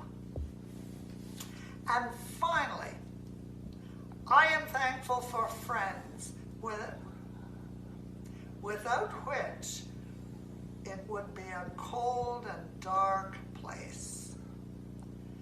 Yes, friends especially like ones where Joey gets Chandler a duck.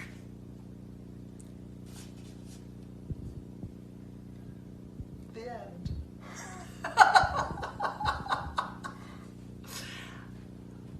I hope everybody had a really happy Thanksgiving. Why you going high? Push me to the side. Let's keep going on and I ain't getting tired. Yeah, you try to crucify all the good inside. You going come now. Norm MacDonald's mom is here. Should we say hi to her? Yeah, She's where way in the is back. she? Come Way in the back there. There she is! Norm got her last row. That's right. All right. And I just want to point out, she's been at every taping of my show for 23 years. She always sits right in the back, so she can get out and we get her the best seat, beat the traffic. That's right. Norm MacDonald's mom! Well, there she is right there. She tried to leave. Well, what else is going on? You went back? Did you get in the holiday spirit? Are you a kind of guy that gets, I try to do something nice, you know? You ever try to do something nice? No. Oh. It's not my style, Norm. But it was Christmas in New York, you know, and I was alone. So anyways, there was a diner that I always go to near my house. It's a really nice diner. And so I went there, and there was this homeless bum there, you know? Just say a homeless guy. It's not politically correct to say bum. But why can't you say homeless bum? No, I thought they didn't like to be called bums. Yeah, right. A homeless guy, yeah. Okay. Well, anyway, so, okay. There was I'm not going to let you get to this story. I'm just going to keep giving you a hard time about bums. You meet a bum, a hobo, a tramp. A tramp, yeah. He had a little stick with a thing on it. He was from the 1930s. Yeah, okay. And so he says to me, can I get some money off you? And I don't like giving the homeless bums money. I'll tell you why. Because I figure they'll do the crack. right? They'll do the crack. Yeah, Okay. my mom says never give a homeless bums money because they'll go do the crack one. So I said, okay. I said, I don't want to give this guy money. He'll go do the crack. I said, why don't I just bring you in the diner, you know, and I'll get you a meal. I'll buy you a meal. It's Christmas, you know, it'll be nice. So the guy goes, okay. So we go in the diner and we order, you know, the meal. And this guy just keeps ordering food, you know, like he's really hungry. Yeah. And so he orders and orders and orders, and I'm like, well, you know, you got to be nice, got to the, you know, thing. Sure. And so I order like a soup or something, and then all of a sudden, like, this unbearable stench comes off the guy, huge stench. Really? It smelled like. That's okay. Anyway, so I don't know what the smell was. But Yeah, it was like, it was like human waste or something, you know? And it seemed to be coming from the guy's, like, trousers. Norm, So I said that's okay. Okay. I was like, the stench You're is right. enough. We all You're can right. do the rest in our heads. Yeah, so this stench fills the diner, right? So I have to go to this diner, right? So everybody's looking at me like, what the hell did you bring a homeless bum in the diner for? With a stench, you know? So I'm like, I'm trying to eat my soup. I can't even eat it. And I'm wishing I'd bought this guy crack. I wish I'd got, you know what I mean? I wish I'd gone found some crack and bought it for the guy. So anyways, and everybody hates me. The guy that, you know, I go there every day. And so then the end of the meal comes. This guy's ordered everything, and I'm looking at my wallet. I only have like $28. It was like $31. All I had was a soup. And so now basically we're two homeless bums, you know? Neither of us. So I go, look, buddy, and he's been jabbering about Rockefeller. He was at Rockefeller's funeral. I didn't know what he was talking about. And I go, look, buddy, you got to come up with something here, you know? Kick in something. You want him to... Yeah, it's only fair. He ate almost everything. I had a soup. He was having a hamburger. So the guy goes in his pocket, and then I didn't want him to, who God knows what he has in his pocket, right? But he had some coins, and they were all gross, and they were like, some of them were black. Anyway, that's my Christmas story.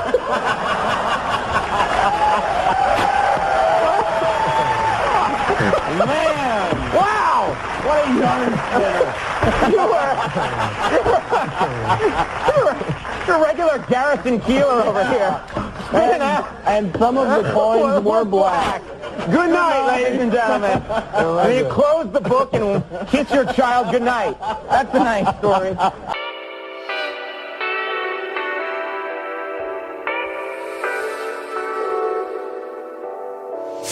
We've been down this road together. We've been seeing the colors fade.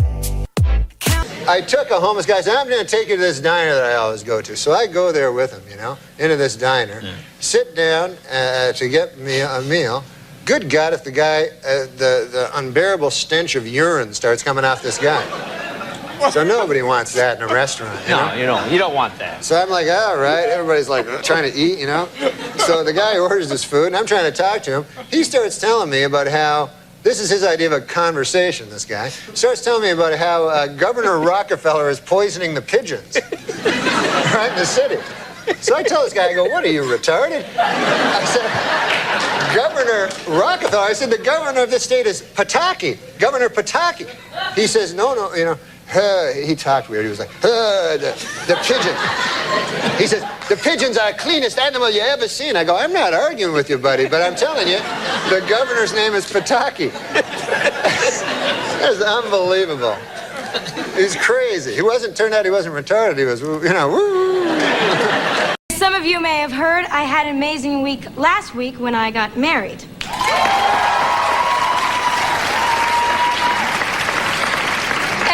Had such a great time that I decided to let them show the video of my wedding. So here it is.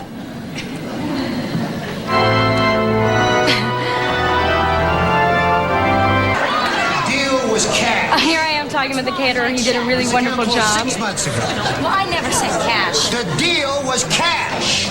Here, I'm sure this will cover it. It's from the spellings. What are you doing? Turn that thing off.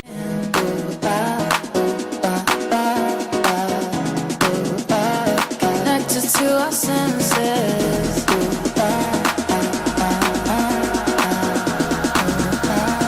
Final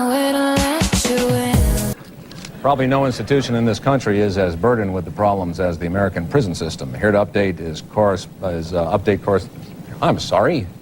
Here to comment is update correspondent Norm MacDonald. Sorry, Norm. Hello.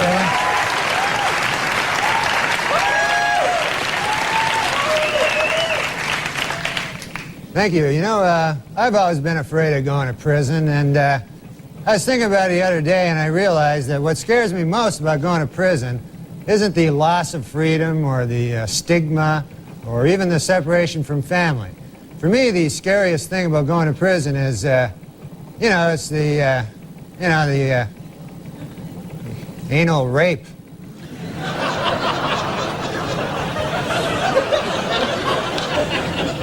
And it's always kind of puzzled me that they never seem to, touch on that during the sentencing. It's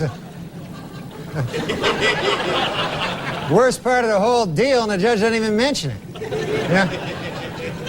There's probably guys who go to prison and don't even realize what's in store for them, because they're not as streetwise as you and me.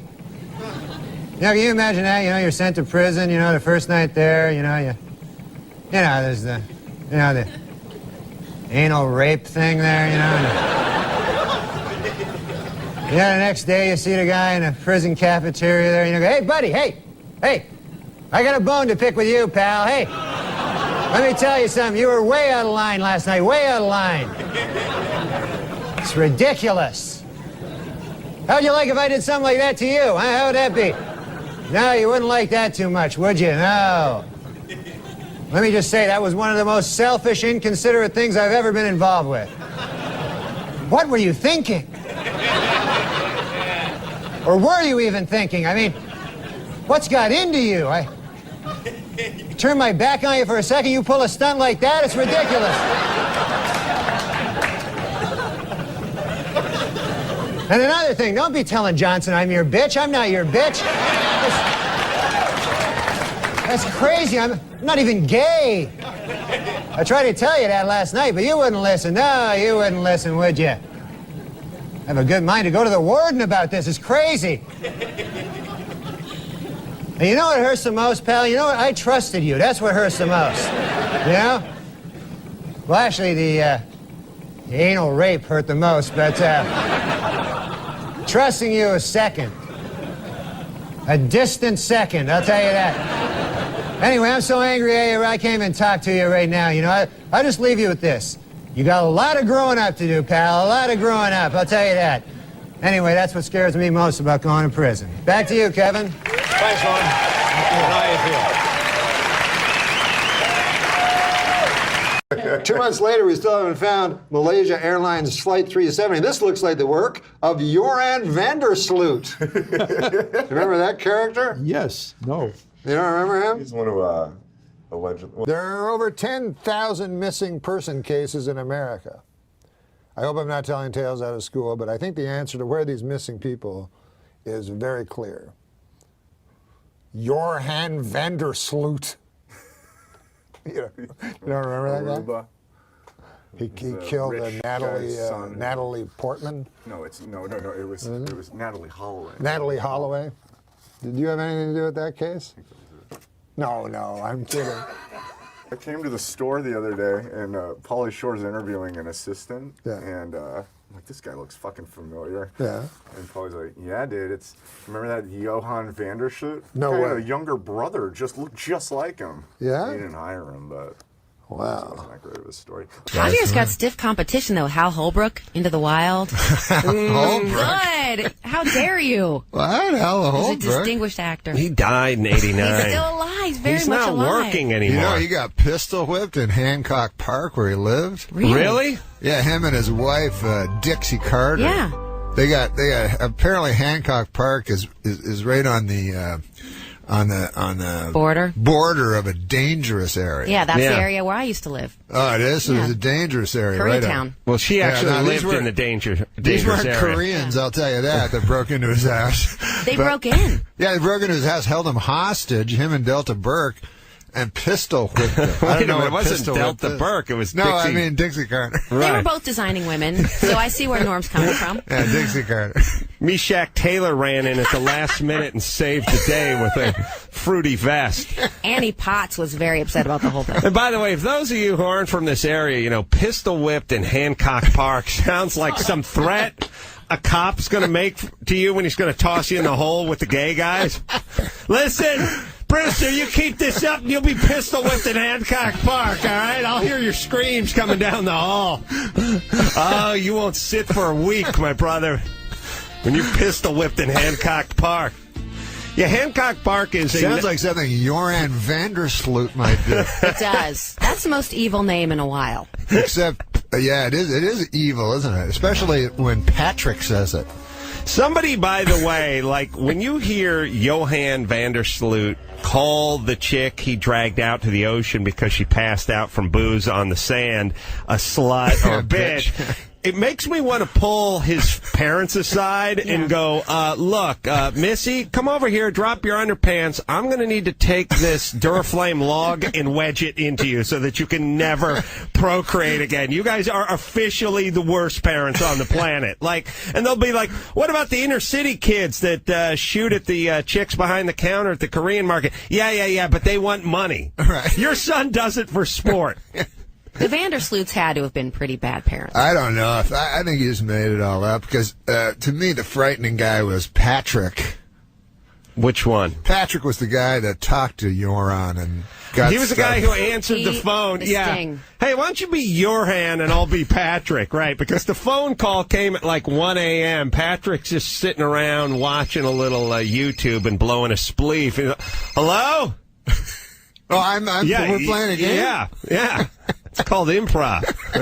Wait a minute. Please try your call again later. Hello? Wait, they were in a van. I don't understand what you're talking about. Johan or Jorn or what? Vandersloot. Yeah, Vandersloot. He takes the chick down to the beach. No, I'm not. Patrick is the guy. Is the guy in the van. There was a sting, and he befriended Jan that guy. to record him. Oh, he's not the worst guy in the world.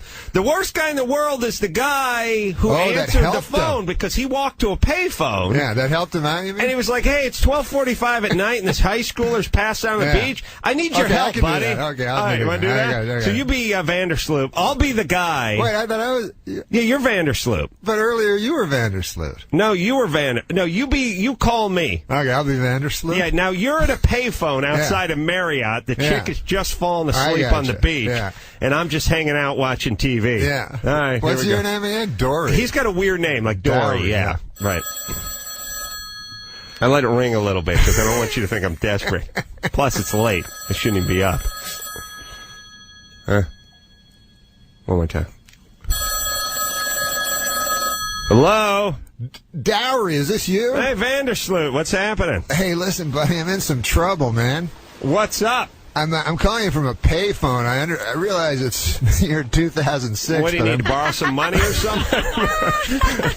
What happened to that cell phone? Yeah, anyway, what do you need? You need to borrow 20 spot?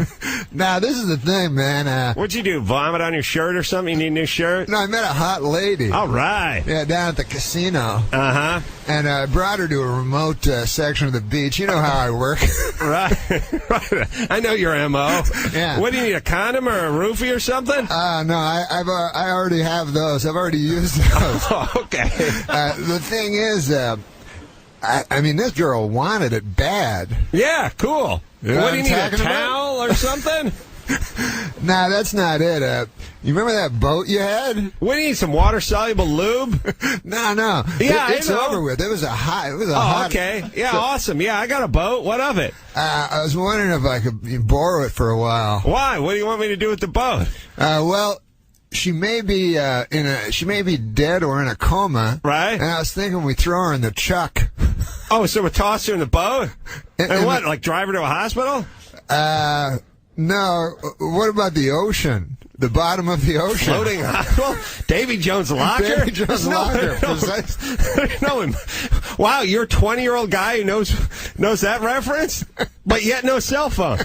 Interesting dichotomy.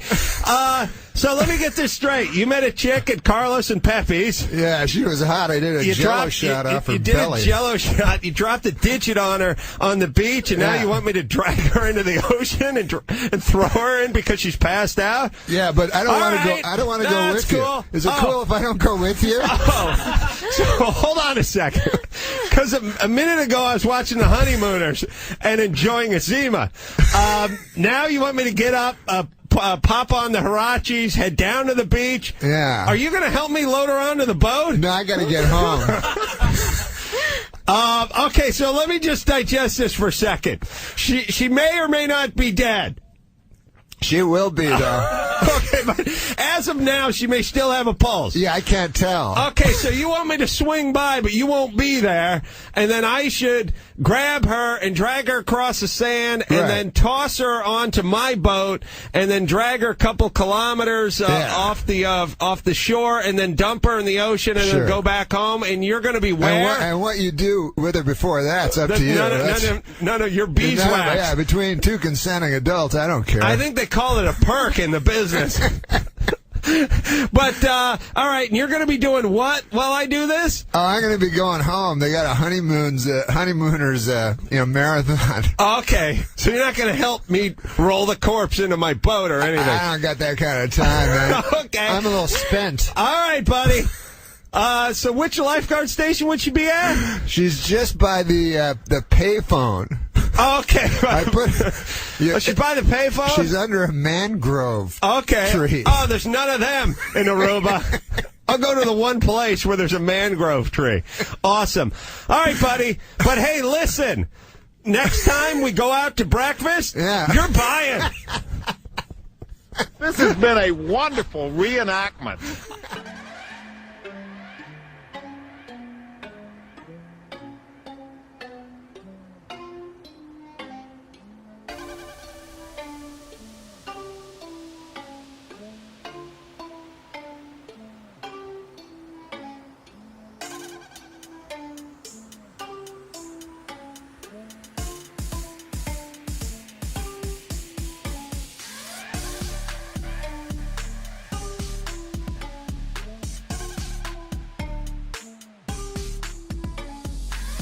One of the biggest anti-Semites I've ever known. Rushing away from I had a Jews. bar mitzvah.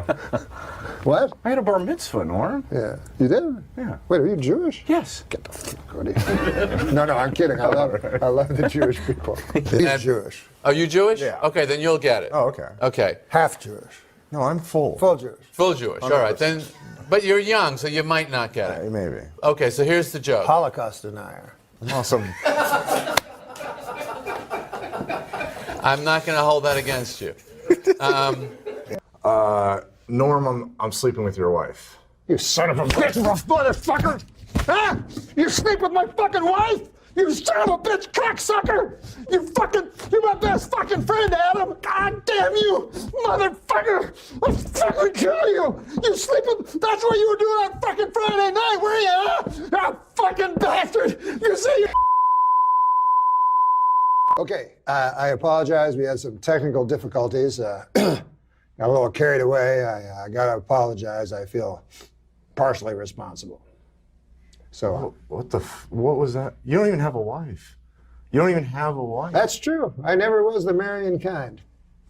Okay, we're ready to pull the classic vodka and funnel prank.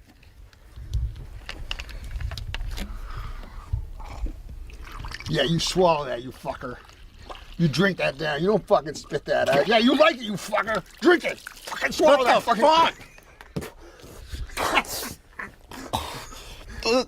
What the fuck is...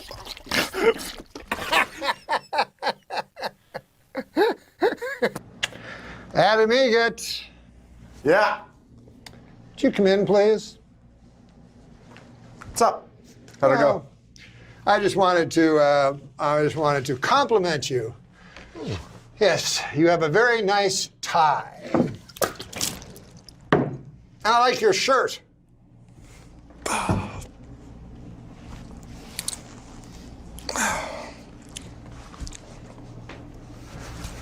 Louisville Slugger.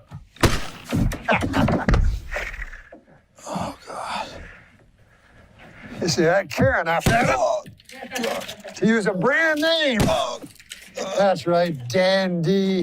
Why don't you just say Brand X, you bum? It's called authenticity. Right, you're not worth a bent penny, you damn drunkard. Just gotta do something, though. Okay. What? You have like somewhere to be? No, I just gotta do something. Oh, no! Oh, good Christ almighty! That is a lot of pain! Oh, God, you're kicking me in the belly! Why? Oh, please stop! Okay, fair enough. Just don't kick me in the face.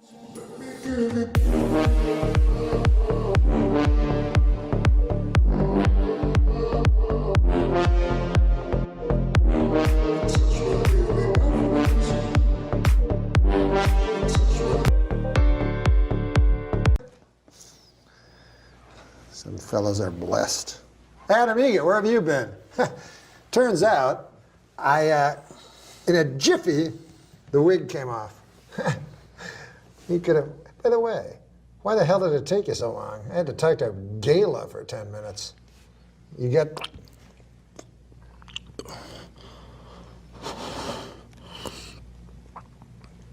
Fucking suck that venom. Yeah, you fucking suck that fucking venom. Yeah, you want to spit it out? You got a fucking mouth load. Ah, fucking shoot it out of your face, you fucking cunt. You fucking whore. Ah! Oh, thanks, dude. I didn't get any of that in my mouth. Yeah, no problem, man. We'll be back with Simon Helber. You fucking sit down. I never knew there was such a thing as a person that could work in comedy. Like I thought, I had seen The Tonight Show with Johnny Carson. We got it rarely in Canada, but we got it. And I thought there was like 5 comedians, and they all had nice sweaters. Like, man. It's a nice sweater. Thanks. And that's what I thought. And I didn't know that there was this subculture of comedians that traveled all around telling their, rather unseemly jokes to, drunk patrons, and tried to hit on waitresses and asked if all the food was free. So then when I found that out, I said, that's great, because before that I only had jobs, I only had manual labor jobs. And like what? What's a real job you did that you would call manual labor? Well, the cooler ones were like I was a chokerman for a logging company. And, a what? It's a person that puts the... It doesn't matter. Okay. It's a thing where a goddamn tree can fall on you. Okay, all right, fine. Yeah. Every week, okay, hey, where's Pete? That tree fell on him. So, and we all made a lot of money. We made $17 an hour. And I remember at one point, I was talking to the dishwasher that everybody made fun of, old Sam. And I said, Sam, what do you make? He's like, $17 an hour. I'm like, well, what? So everybody made $17 an hour. So then I was like, I want to be the dishwasher. It turned out there's a huge waiting list that included almost everyone in the logging camp. They wanted to be a dishwasher. Yeah. Because when you were washing dishes, the likelihood of a tree falling on you was highly diminished. Hey, I'm Norm MacDonald. When I was a young man of 14, I attended a Jesuit school in Montreal, and it was very tough. It was for the best and the brightest. And come summertime, my dad decided it was time that a boy become a man, and that I take on the work and the liberties that go along with it of having a job. And so he'd done very well in real estate, and had moved into the nascent field of hedge fund management. So he said, son, how would you like to be a hedge fund manager for the summer?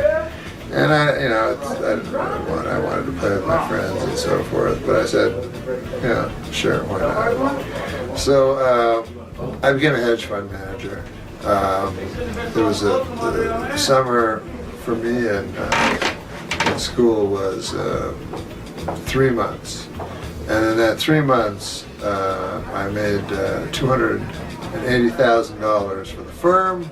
What do you think they paid me?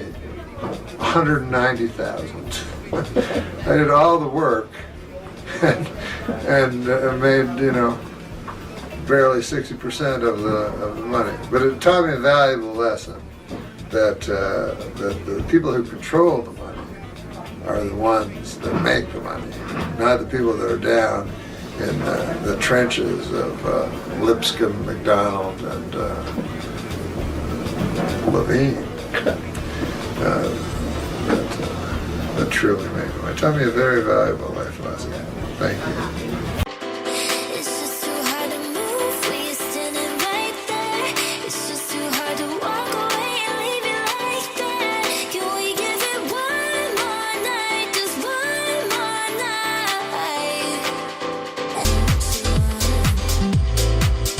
I was a door-to-door salesman. Did you really? What'd you sell? Doors. It never worked out. What other jobs have you had besides actor and comedian? I was a town drunk, village idiot. No, but be serious for a second. Yeah. Did you ever wait table or drive a cab or something like that? I did. I don't drive, but right. I worked. Did you have a ride cab? Right. It doesn't pay well though. I did a lot of manual labor. Did all manual labor. Really? Yeah. Like brickwork? Brickwork, I did. Yeah. You're making all this up as we go, aren't you? No. That whole thing that we showed about the Scrabble game, you made that whole thing up, didn't you? No. That was true. Truth is stranger than fiction. I keep trying to tell you that. Heavy lifting? I did a lot of heavy lifting. I moved furniture. That's a hard job, moving furniture, because the stairs are never right for the contours of the giant couch that you have to lift up. But people that I worked with, man, they loved lifting furniture. Yep. One time, this is an interesting story time. It's probably too long, but I was working with an old guy, old guy. His name was Gus, and we had to move this thing up a ladder, see, to a balcony because we couldn't get it up the twisting spiral staircase. Okay. So we have to go outside and put a ladder up. So old Gus, he's on the balcony, you understand? Yep. With a rope holding this giant refrigerator. And abs of steel. And abs of steel. I'm on the bottom climbing up the ladder, pushing the refrigerator. Yeah. I slip off the ladder and fall down, and old Gus has the entire weight of the refrigerator. And all his muscles are shooting out, and he wouldn't let go, Abs of steel. Abs of steel. That wasn't a good story. No, it's a great story. Was it It's a fabulous. No, but Andy's a fantastic guy. I'm curious about something. And when I say, I used to make jokes at 12:30 about him being gay, that's absolutely ridiculous. But when we were starting out, I will tell you one story about Andy. This is what happened. I'm scared. I was working at Art's the deli coffee shop. Deli and coffee shop, bussing tables. So Andy comes up to me and he goes, "Hey man, I got a way to make some money." I said, "What is your way?" He goes, "I'm going to become a male prostitute." Now I said, "Andy, you're not gay. It doesn't make any sense." He goes, "But a guy has to make a dollar." So I said, "All right, do what you want." So he comes to me the next day and he says, "Hey, I'm buying breakfast." I says, "Why is that?" He says, "I made $450.05 last night." Wow. I said, "What on earth?" He goes, "Yeah, did some tricks there, they call it." So I said to him, I eat steak and eggs. I eat, expensive. He says, "That's all right. I made $450.05. And I said, "Well, who on earth gave you 5 cents?" He said, "Every one of them."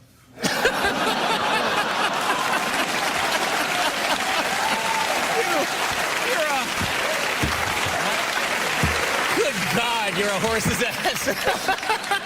I was concerned. That's simple arithmetic. That's 9,001 dudes.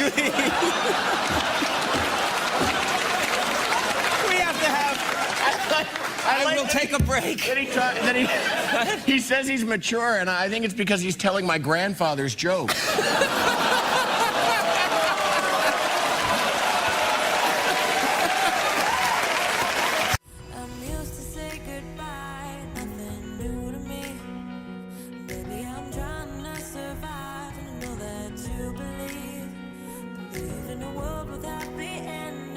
So tired Let me read you something that was posted on our message boards from someone who claims to be a member of a known pedophile network.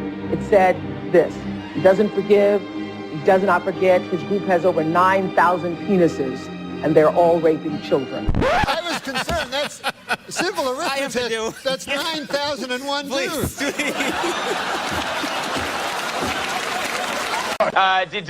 What, your neighbors nice people? The people that live around you? Great people. Every day I meet somebody new, you know. This city's great because of the neighborly people, you know. I don't know. But I did meet one neighbor, interesting story, you know, that this guy, he just moved in, you know, next door to me. So I'm always one to meet the neighbors. You like to chat with the neighbors, Yeah, because, you know, so I went over to the guy, I knocked on the door next door to where I live, and I say to the guy, I said, hey, I'm your new neighbor, you know, and I said, good to see you, you know, nice to run into you, you know, welcome to the neighborhood, you know. And so the guy, I said, what do you do for a living there, sir, you know, if you don't mind me asking? You know, what do you do for a living? I'm a nightclub comic, I tell the guy. So he says to me, he says, I work down at the University of Science there. He says, that's a good school, by the way. I can't remember the exact place. Sure. But he says, I'm a professor of logic. Oh. So he says, the guy says, logic. Now, what the hell is that? I never heard tell of that. He says, oh, well, he says it's a kind of a pattern of syllogistic. Well, he says it's hard to explain. He says, why don't I give you an example? So I said, fair enough. Why don't you do that? So the guy says, well, he says, let me ask you a question. He says, do you own a doghouse? So I go, yes, I do. He says, well, then that means you probably have a dog. I said, yes. He says, well, that means you're likely you have a family if you have a dog. I said, yes, I do. He said, well, then that means you got kids, you're married. I said, yes, I am. He says, well, then you're a heterosexual man. I said, yes, sir, I am. He says, well, you see, that's logic there. I asked if simply from finding out you had a doghouse, I made this series of inferences, and I found that you're a heterosexual man simply from the fact that you had a doghouse. Well, I said, good God, isn't that something? Okay. So I said, well, I won't waste any more of your time there, neighbor. And I said, I'll see you later. See you around. Okay. So I said, come by one day and have a chicken with me. So anyways, I left. So I left. So I go to get a bus, you know, to the bus stop. And I walk down to the bus stop, and I'm still thinking about this thing that happened to me, you know. And I'm standing at the bus, and no bus coming at all, you know, and 5 or 6 of us standing around, and one guy lights up a cigarette there, and he goes, as soon as you light up a cigarette, the bus comes. And he smokes the whole damn cigarette, no bus comes. Right. So I said to the guy, well, that theory really worked, huh? Yeah. And the guy goes, well, sometimes it works. Anyways, the guy goes, what's new with you? I go, well, I had an interesting thing happen to me today. I said, I met my neighbor. And he goes, oh, yeah? I go, he had a hell of an interesting job. I said, he's a professor of logic down at the University of Science. And so the guy says, is that so? He says, professor of logic. He goes, what the hell is that, logic? I said, well, it's a series of something or other. Right. I said, I can't remember exactly, but I said, I'll give you an example if you want to hear an example. So the guy goes, all right, fair enough. So I said, let me ask you this. I said, let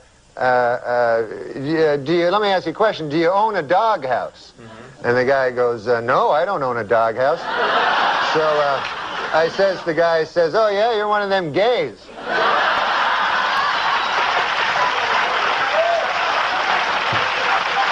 And it worked, right?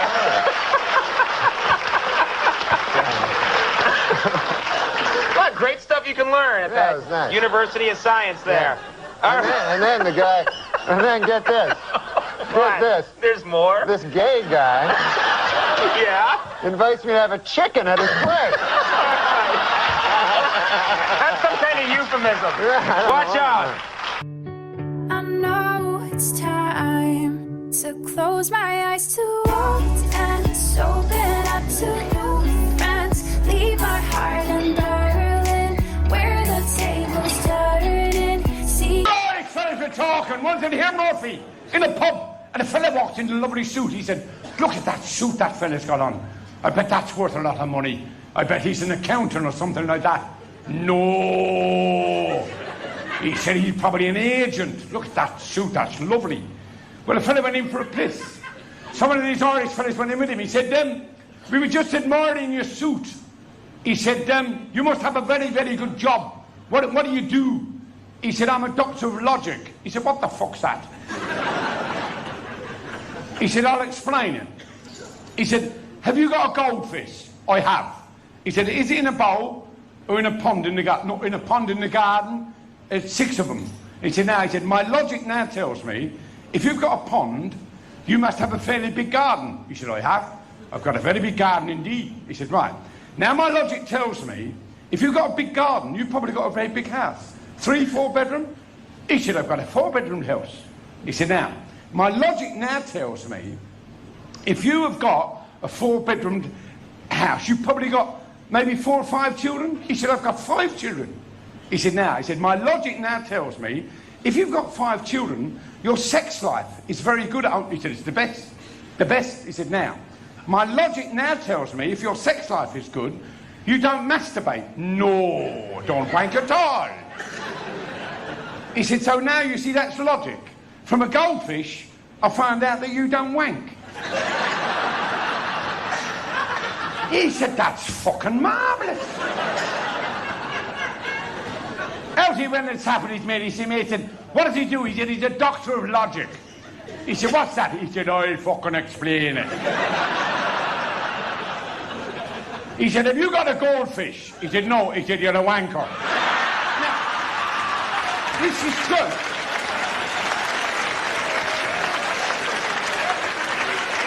So, let me think if I can think of a joke. It only seems fair.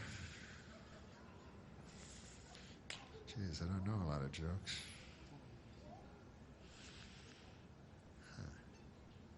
Oh, I know a joke. There was a guy who had a great pig, man. This guy had the greatest pig in the world.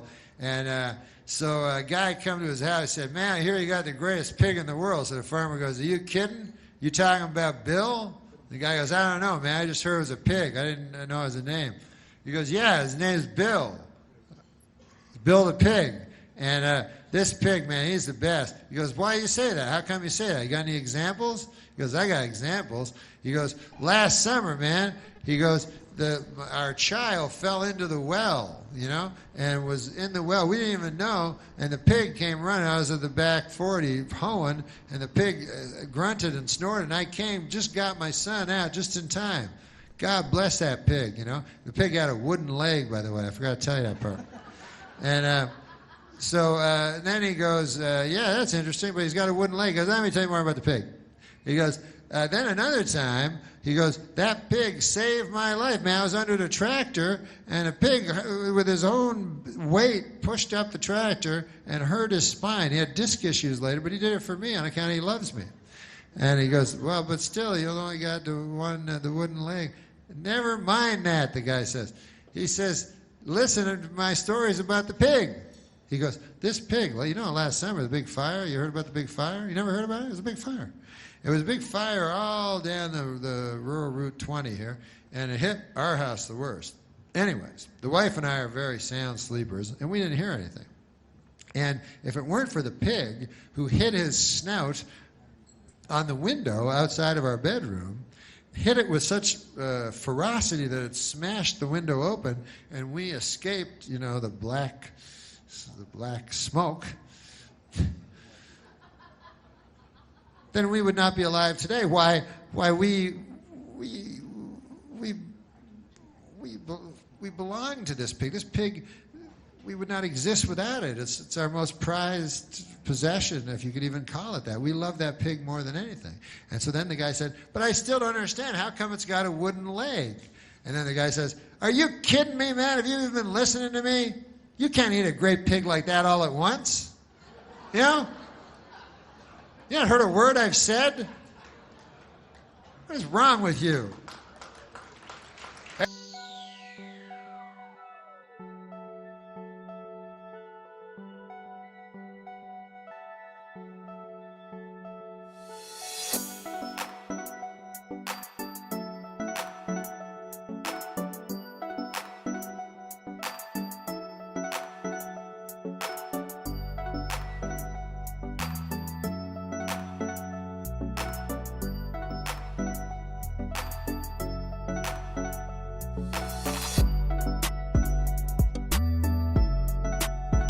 mean, you often speak of your native Canada. Yeah, I love Canada. You mention it a lot. Yeah, people love a couple of people. 3 to be exact. Yeah, they like it. That's important. Where are you from? Are you from a big city? Where are you No, from? I'm from a little town. It's called Monkland, and it's only 108 people. 108? That's small. It's country, you know. It's really rural. And but man, I'll tell you, there's lots of funny stories from there. Well, I'm sorry we don't have time. Thank you very much for coming, Norm. It was good having you here. It was Norm MacDonald. Good night, everybody. It's farm people, you there know. are funny stories from this town. Yeah, it's farm people. They all seem to be, you know, there all seem to be a funny story. I remember one time. There better be, Norm. There was a guy, man. He lived down the road. His name was John Neil Mergerison. And this guy, I went to him once. I've been away for a couple of years, you know. I moved to the city, you know, and I came back. And I said, John Neil, how you doing? You know, I went to his what do you got, farm? And yeah, that thing, yeah. So he showed me his pigs. He had a bunch of pigs there, you know. He had a bunch of pigs, a bunch of them, and one of the pigs had a wooden leg, you know. What? Oh yeah, a wooden leg. So I thought that was odd, you know. So I says to him, I says, John Neil, that's odd. There, what's that pig? What's the story with that pig? So John Neil, he goes, oh man, Norm, he says, that's a special pig. He goes, you wouldn't believe that pig. I go, yeah, well, tell me about it. He goes, that pig, you wouldn't believe it. He says, last winter, you know, he goes, the house burned down. You know, you probably heard, the house burned down. And he says, me and the wife, we were sleeping on our bed, and he says, we never would have heard. We never would have heard. We never would have woken up. But he goes, that pig, he broke out of his pen, he ran all the way to the house, and he went up to the bedroom window, you know, and he says he starts hitting his little snout on a window, you know, and he says, me and the wife, we woke up. And we got out, man, just in time. We escaped that inferno. He didn't use the word inferno. He's just a farmer. But you threw that in there. Yeah, he said we escaped that conflagration, you know. So I go, man, that's quite a story about the pig. He goes, oh man, it doesn't stop there. I go, really? And he goes, yeah. And he goes, just later after that, like the following summer, me and the wife were plowing in North 40, and our little boy, only 2 years old, man, fell into the well, and all alone, you know, and we no way we could do anything. We were plowing, and he says we didn't hear, you know, and he says, man, we're getting older. We're probably not going to have another kid. You know, that kid means everything to us. I go, I know, John Neil, I know that. You don't have to tell me that. So he said, I said, what happens? He goes, that very same pig. He says, he heard the child's wailing plaintive cry. He didn't say plaintiff, you know, he's a farmer. But he says he heard the child. He broke out of his pen. He ran all the way to the well. He looked down. There was the poor son of ours there, Billy, you know, down at the bottom of the well. He says the pig, he took his snout there. He started pulling up on a rope. And the kid got right out, you know, and man, that's great, isn't it? And I go, man, that's the greatest story I ever heard. Man, oh, what a pig. I said, what a pig that is. I said, one question though, John Neil. I said, he got a wooden leg. I don't understand that part. Pig got a wooden leg over there. John Neil goes, man, he goes, what are you crazy? He says, a great pig like that, you can't eat him all at once. You know, he says,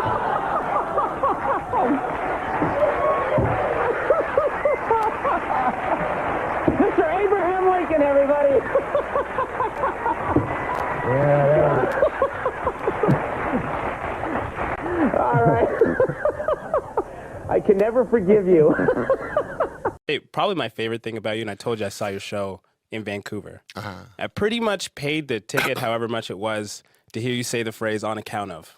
That is, like, to me, the funniest thing. On account of? On account of. Well, it's a kind of Canadian phrase, I think. Did that just strike you as funny, or did you ever analyze that? There's something about that that's just hilarious. I paid $50 to hear you say that live. On account of? Yeah. Well, I grew up, Shad, my father was old when he had me. Yeah. And it was 50, a little older than 50. And then I grew up in rural Canada, very barren soil, and everybody was old except me and my brothers. So everybody was like 50. All my dad's friends were 50. So I grew up with all the old guys, and so I took on a lot of their phrases and stuff like that. So sometimes, like my dad, I remember my dad would say, "She's no hell," and it was such a weird phrase to me, but that meant she's nothing special, you know, she's not that pretty. Okay. She's no hell. But you'd think it would be she's no heaven. Yeah. But yeah. So I'd learn phrases like that. And fans also love your fearlessness on stage. On account of what? On account of you going on, talk shows. Even Conan O'Brien has talked about how you're unpredictable. He never knows what you're gonna do. I got a lot in my neighborhood. I go to this diner. I eat at the same diner all the time. Right. So I went there, and there was a homeless bum outside there. So the guy says to me, he says, "Can I have some money?" They're always looking for money. Oh, sure, yeah. So I don't like to give them money on account of, then I don't have the money. Yeah.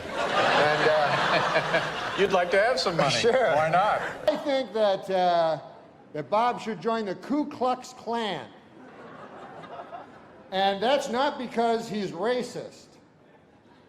He's not racist. It's just that he'd look a lot better with a hood over his head on account of his face. So then you're watching, you go, well, I don't give a fuck on account I never knew Janice in the first place.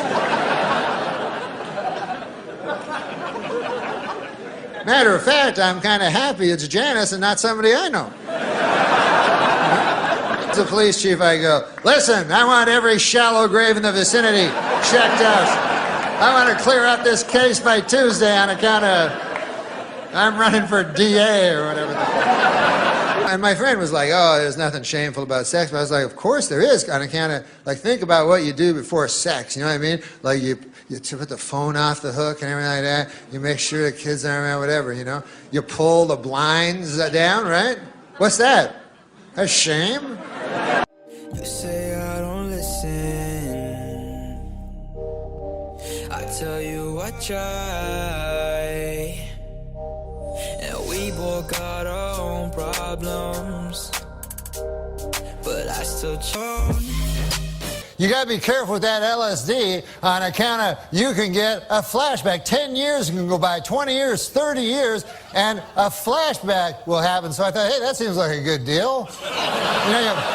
Listen, Germany, here's the deal. You don't get to be a country no more on account of you keep attacking the world.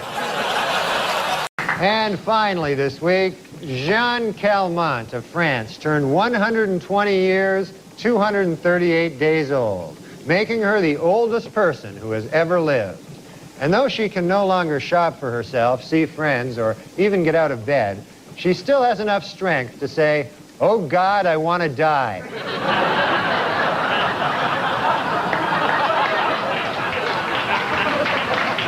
The world's oldest man, a 111-year-old parapsychologist, has passed away. He now knows for sure what all that stuff he believed in was bullshit. Oh, shoot, that's depressing. He now knows for sure that all that stuff he believed in was bullshit. You really got to know what a parapsychologist is. I know, that's a weird word, parapsychologist. Oh, here, you want to read it, John? The world's second oldest man died this week at 113. Good news for the third oldest man in the world, who also got bad news this week. He's dying. Second. We have to do math? Fuck, man. It's not. In Connecticut this week, Glastonbury High awarded Thomas Hennessy his high school diploma at the age of 102. Way to go, Thomas. In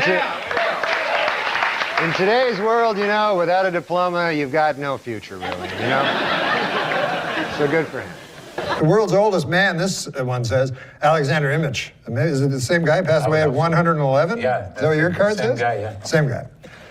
And the world's youngest man, Declan McAllister, was just born. Oh, wait, correction. The world's youngest man, Fan Wu Chang, was just born. Wait. No, it's Gaston Leclerc. No, Javier Gutierrez. No, it's Taki Yamashita. No, there's, God damn it. No wonder they don't keep track of the youngest man. Know the end is day, nobody's gonna change. You won't ever leave. On my mind again, I'm still not tired of it. Can make you want me. And I might act okay, say things will stay the same. Say I'm not. Harriet Thompson, 91. Yeah. Do you want me to read it to the camera? Yeah, you can just retell me. Finished running the Rock and Roll San Diego Marathon in just over 7 hours, becoming the oldest person to complete a marathon and setting a world record for the fastest time in her age group. The previous record was set by Mildred Kenilworth, who died during mile 1. Oh, goodness. So she crushed that record. But, you know, look, I know it's wrong to objectify women. You know what I'm saying? Of course. But in our sexual fantasies, I think we do, as men, objectify women, don't we? Like, I always think of Adele, like, down on her hands and knees with an apple in her mouth. So, but that's better? Better than what? That's objectifying her. Yes, I'm saying I think we do that as men. Okay. We objectify women, don't we? Yeah. What? Don't we? This Lindsay Lohan can't swim a stroke, but she sure knows every dive in town. That one I liked. That was my favorite. I'm keeping this. That is a favorite? Did you write this? I didn't write that one. No, Read that one. The guy who did the voice of Charlie Brown, he was arrested for stalking his girlfriend this week. He also said the next time Lucy grabs away the football, he's going to cut that bitch. A Swedish Bond girl, Britt Eklund, told Piers Morgan this week that she was seduced by Warren Beatty after the legendary Lothario took her to an X-rated movie for their first date. This is what I have to say about that. Hey, Warren, stop stealing my moves. That's my favorite this week. Tomorrow is National Secretary's Day. Which is true. Is that right? I plan on getting my secretary the same thing I always do, a big fat goosing. Remember the good old days back when MILF stood for mentally ill ladies I'd like to fuck? That's right. Huh. But Well, listen to this. Catherine Zeta-Jones admitted she is bipolar. Half the time, she's deliriously happy, and the other time, she has to suck an old man's cock. That's dirty. Come on, man. Let's be... I like hotels. They make your bed, make your dinner, send housekeepers up to watch you masturbate. It's a dream. Come on, man. Miss Nevada is the new Miss USA. I now must apologize to Miss Delaware. I actually have nothing to do with the final decision, but I will treasure our evening together forever. A study has found that men are just as likely as women to spread gossip. At least that's what I heard Rick tell Brad, who, by the way, has a crush on Patty. Oh, does she? Listen, a new study finds that men are more likely to blame stress from work as a contributor to their poor mental health, while women are more likely to jabber on about something or other. You know, I'm happy to help out a friend, but the next time my roommate asks for help put in sunscreen, he better be talking about his back. Fool me once. The Statue of Liberty is setting a bad example for young women. When times get tough, you just can't stand motionless for centuries holding a torch. It's true. I don't want to shoot myself in the foot, but my left big toe is a neo-Nazi. Even worse, my big right toe believes that there should be a gender pay gap. Gender pay gap. The twins' Joe Mauer has gone on the disabled list due to leg weakness. What is the cause of leg weakness? For the answer, let us go to sports show medical correspondent, the late Burgess Meredith. Women weaken legs. Just as I suspected. Thank you, late Burgess Meredith. The sister of San Francisco Giant catcher Buster Posey, Samantha, hit for a home run cycle, which consists of a solo, a 2-run, a 3-run homer, and a grand slam home run. This leads some to say that she might be better than her brother. Her brother, who doesn't get to hit against girls tossing a giant ball underhanded.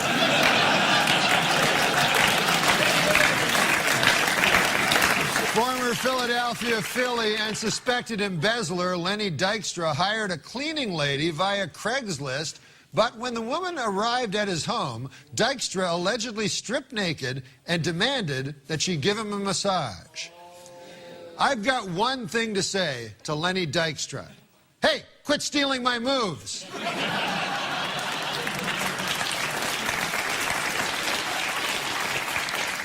Washington Redskins lineman Albert Hainsworth was arrested on sexual abuse charges this past week after being accused of sliding a credit card through a woman's cleavage. Is it just me, Or is everyone stealing my moves?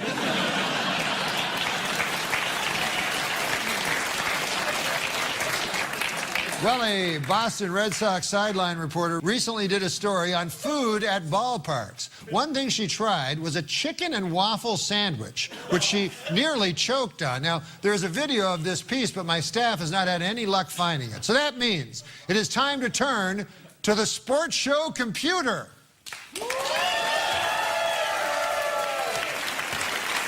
All right, excellent. I'm just going to go ahead and I'm going to start out by searching woman gagging. Oh, 1 million results. How about that? Okay, let's see. Oh, well, my lord. Oh, that's not what I was looking for. This is filthy.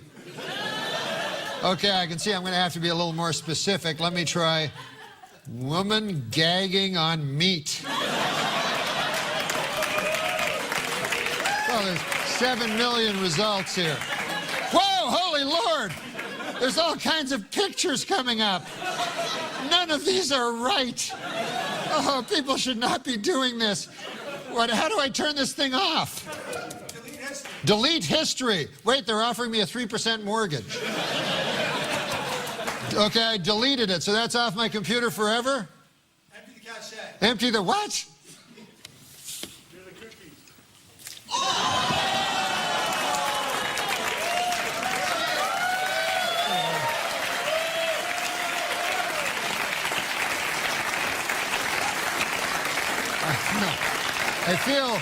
I feel filthy just touching my dirty computer. And the #1 book is The Rules. You know about this book? I've heard stuff about it. Tell us about it. It's The Rules. It's how to capture a man's heart. And it's for women. And it says all these rules that you have to follow, and you will capture a man's heart. And the rule #1, have huge breasts. Yeah, that guy likes it. Yeah. Who do you think is attractive? I like Anna Nicole Smith. Oh, come on. You're You don't like her? Come on. You don't like Anna Nicole Smith? Come on, she's gotten heavy. He's putting me on. No, I'm not. I saw a picture of her recently where she was really, really fat, where she didn't look good. Right, but you're talking about years ago when she was thin. Oh, okay. Not that long ago. Yeah, a couple of years ago. So you like big breasts? Yeah, I like big breasts. Does your wife have big breasts? She has normal size breasts. What, C cups? I don't know. I hear you talking about those. I don't follow those. You're in bad shape. Do you like Sally Struthers too? Oh, I did. You yeah. did, right? Yeah, that's your type. Oh my like God, blonde I and love buxom. Sally Struthers. Not anymore though. What? Well, you don't like her anymore. No, I don't like her with the flies around her. It's kind of a turn off. Newlyweds Tommy Lee and Pamela Anderson had their first argument this week. He wants kids, while she wants fake kids. This week, Rampage Jackson talked to a reporter before UFC 130. Black girls love me too, man. I get hit on by black girls all the time. I do like, oh, I be showing my nipple. I be doing my nipple dance. Black girls love me, man. Wait, what? You do your nipple dance? I wonder what other techniques Rampage uses to woo the fairer sex. Are you black? Part, yeah. I love all parts of you, even the black part. What other part are you? I'm Jamaican, black and white. She's just making me horny. Wait, what? That line never works for me. I guess it worked for him. I don't know. She's hot, ain't she? That's why I gave her the interview. She's hot. Thank you, Rampage. I want a motorboat right there. Wait, what? That seems impossible. What? I don't know what to say about this. What do you think, Sad Bill Cosby? You don't care for that at all, Sad Bill Cosby? No.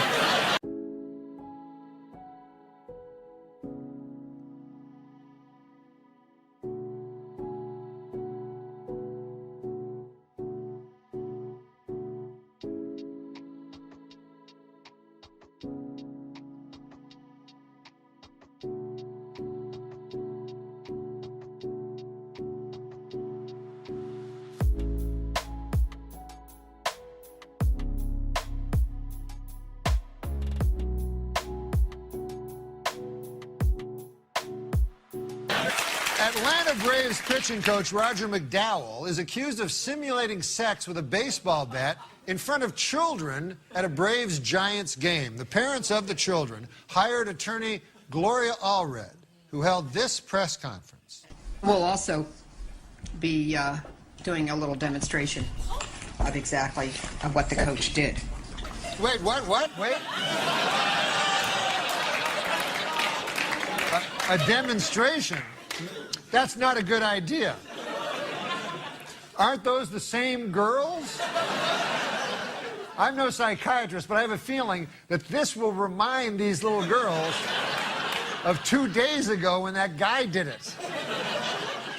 Don't make them watch it again, Gloria Allred, please. I'm panicking for nothing. She's a lawyer. Of course she knows what she's doing. She'll figure out. I think Justin and I can demonstrate what was done with the baseball bat. Okay, so Justin, you want to come forward here? And you want to put your fingers up the way he had them. Okay, so then it was like that. Just going like that. Is that right?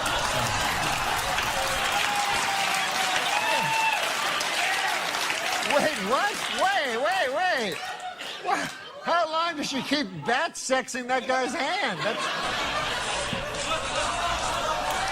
Oh, wait, what? No. Is this for the people who missed it the first time? No. Please. Look, I didn't go to law school, but I don't believe lawyers do this. Don't we have something with Gloria just talking? The coach then allegedly said, "Are you three giving it to each other up the," and he used the word for, crude word for rear end. Wait, what, rear end?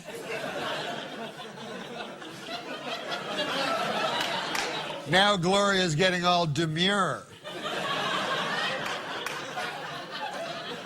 Rear end, not like earlier when she was, no, don't show it again. All right, enough, no more, waste what, that's over with. If I've learned one thing this week, it's to be a lot more careful who I bat my hand in front of. Senator Bob Packwood said this week he favors reduced federal deficit over a tax cut. Then he added that in case anyone was curious, he prefers nice legs over large breasts. The much talked about film Showgirls opened this week, and here's my review. Basically a high-budget porno film, Showgirls is a thinly veiled excuse to show lots of naked buttocks, legs, and breasts. On a scale of 1 to 10, I give it a 10.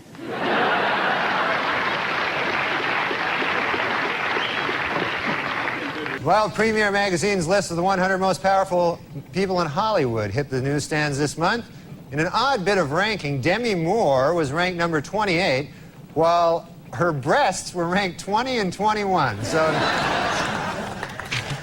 in an interview out this week, Demi Moore says she would like to have another baby, this time a boy, to go along with her 3 daughters and 2 huge breasts.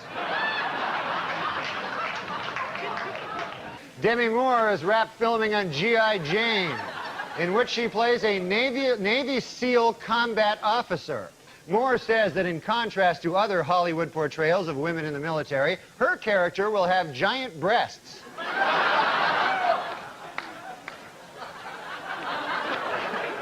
Actor Bruce Willis is filming his next movie, The Broadway Brawler, in Wilmington, Delaware. Meanwhile, his wife, Demi Moore, is taking a break from movie work, saying she wants to spend more time with her huge breasts.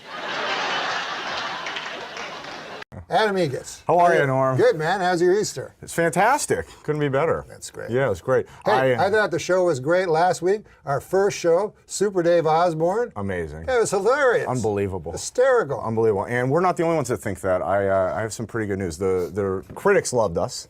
They couldn't get enough of it. All right. And more importantly, we officially are the #1 podcast on iTunes. So not anything too about shabby. that. But I will tell you about critics. What? You can't get wrapped up in that kind of thing because critics, you know what I mean? They're just one guy's opinion. Right. That's just one guy's opinion. Yeah, that's true. You know what I mean? Like what I like about the computer is it's interactive. Do you know what that means? Yeah, sure. It doesn't matter if you don't. I didn't either before today. But what it means is that the people that are watching, they can post their own reviews of the show. Absolutely. On the web page. Yeah, of course. So what I did is, and because that's what I care about. I don't care about Owen Gleiberman. Right, that's not who we do this for. I care about the folks at home. Right. And so Daniel Kellison gave me a big bunch of comments. These are comments. Oh, cool. From the internet. Oh, From great. People that listen to this. And I haven't read any of these. I'm just going to read them. Oh, I can't wait to hear some. Let's hear some. I'm going to read them live because this is a live show. I don't want to do pre-stuff. No. Do you like pre-stuff? No. Who likes pre-stuff? All right. So do you want to hear one? Of course. This first one is from MonkFan72. I love these guys' names. Yeah, that guy likes Monk. That guy likes Monk. He says, I love this podcast. It was great to see Norm MacDonald back, and Super Dave was the perfect choice as first guest. Lose the douchebag. He's talking about me. Well, we don't know if he's talking about He's clearly talking about me. He is talking about you. But listen, it's not bad news. It further elucidates my point, actually, because let's suppose this guy were Richard Corliss or Pauline Kael. I don't know if she's still working. I don't think so, but I get it. That would hurt, but this is just one. Trust me. This is just one person's opinion. But I have hundreds of other people. All right, yeah, you're right. It's one guy, he's entitled to his opinion, and that's fine, whatever. And mostly they like the show. Well, good. Well, let's hear another one then. All right. Let's hear another one. What's the deal with that fucking douchebag? Well, that was about you. I mean, are there any good ones? I'll look. Okay. Not good. Okay. Let me see here. Ooh. What is it? Is it a good one? It's not good at all. I found one. Oh, good. Yes. Okay. This is a positive one. Thoroughly enjoyed it from top to bottom. Great. Blinky91 says. A sparkling exchange between veteran funny man Norm MacDonald and comedy legend Super Dave Osborne. One minor problem. The set. Oh. It's just too distracting. Why are there so many clocks? We're not tuning in to see what time it is in Hong Kong. We're tuning in to listen to comedians doing comedy. Plus some douchebag, I don't know who he was, but I'd like to punch him right in the fucking face.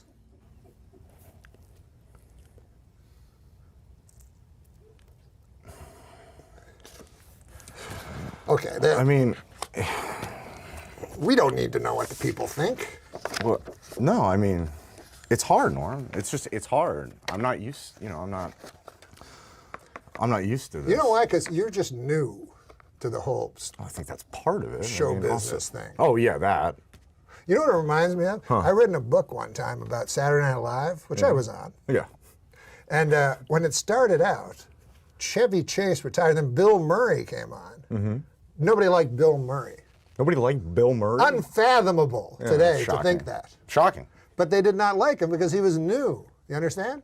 Well, I get it. I mean, that makes sense. So what he did, it was very famous. He went on TV. Yeah. He talked right to the camera, right? Yeah. And he introduced himself to the folks. Did it work? Said who he was. Of course it worked. Oh, yeah, it was Bill Murray. He's Bill Murray. He's probably the most successful guy ever to come out of the franchise.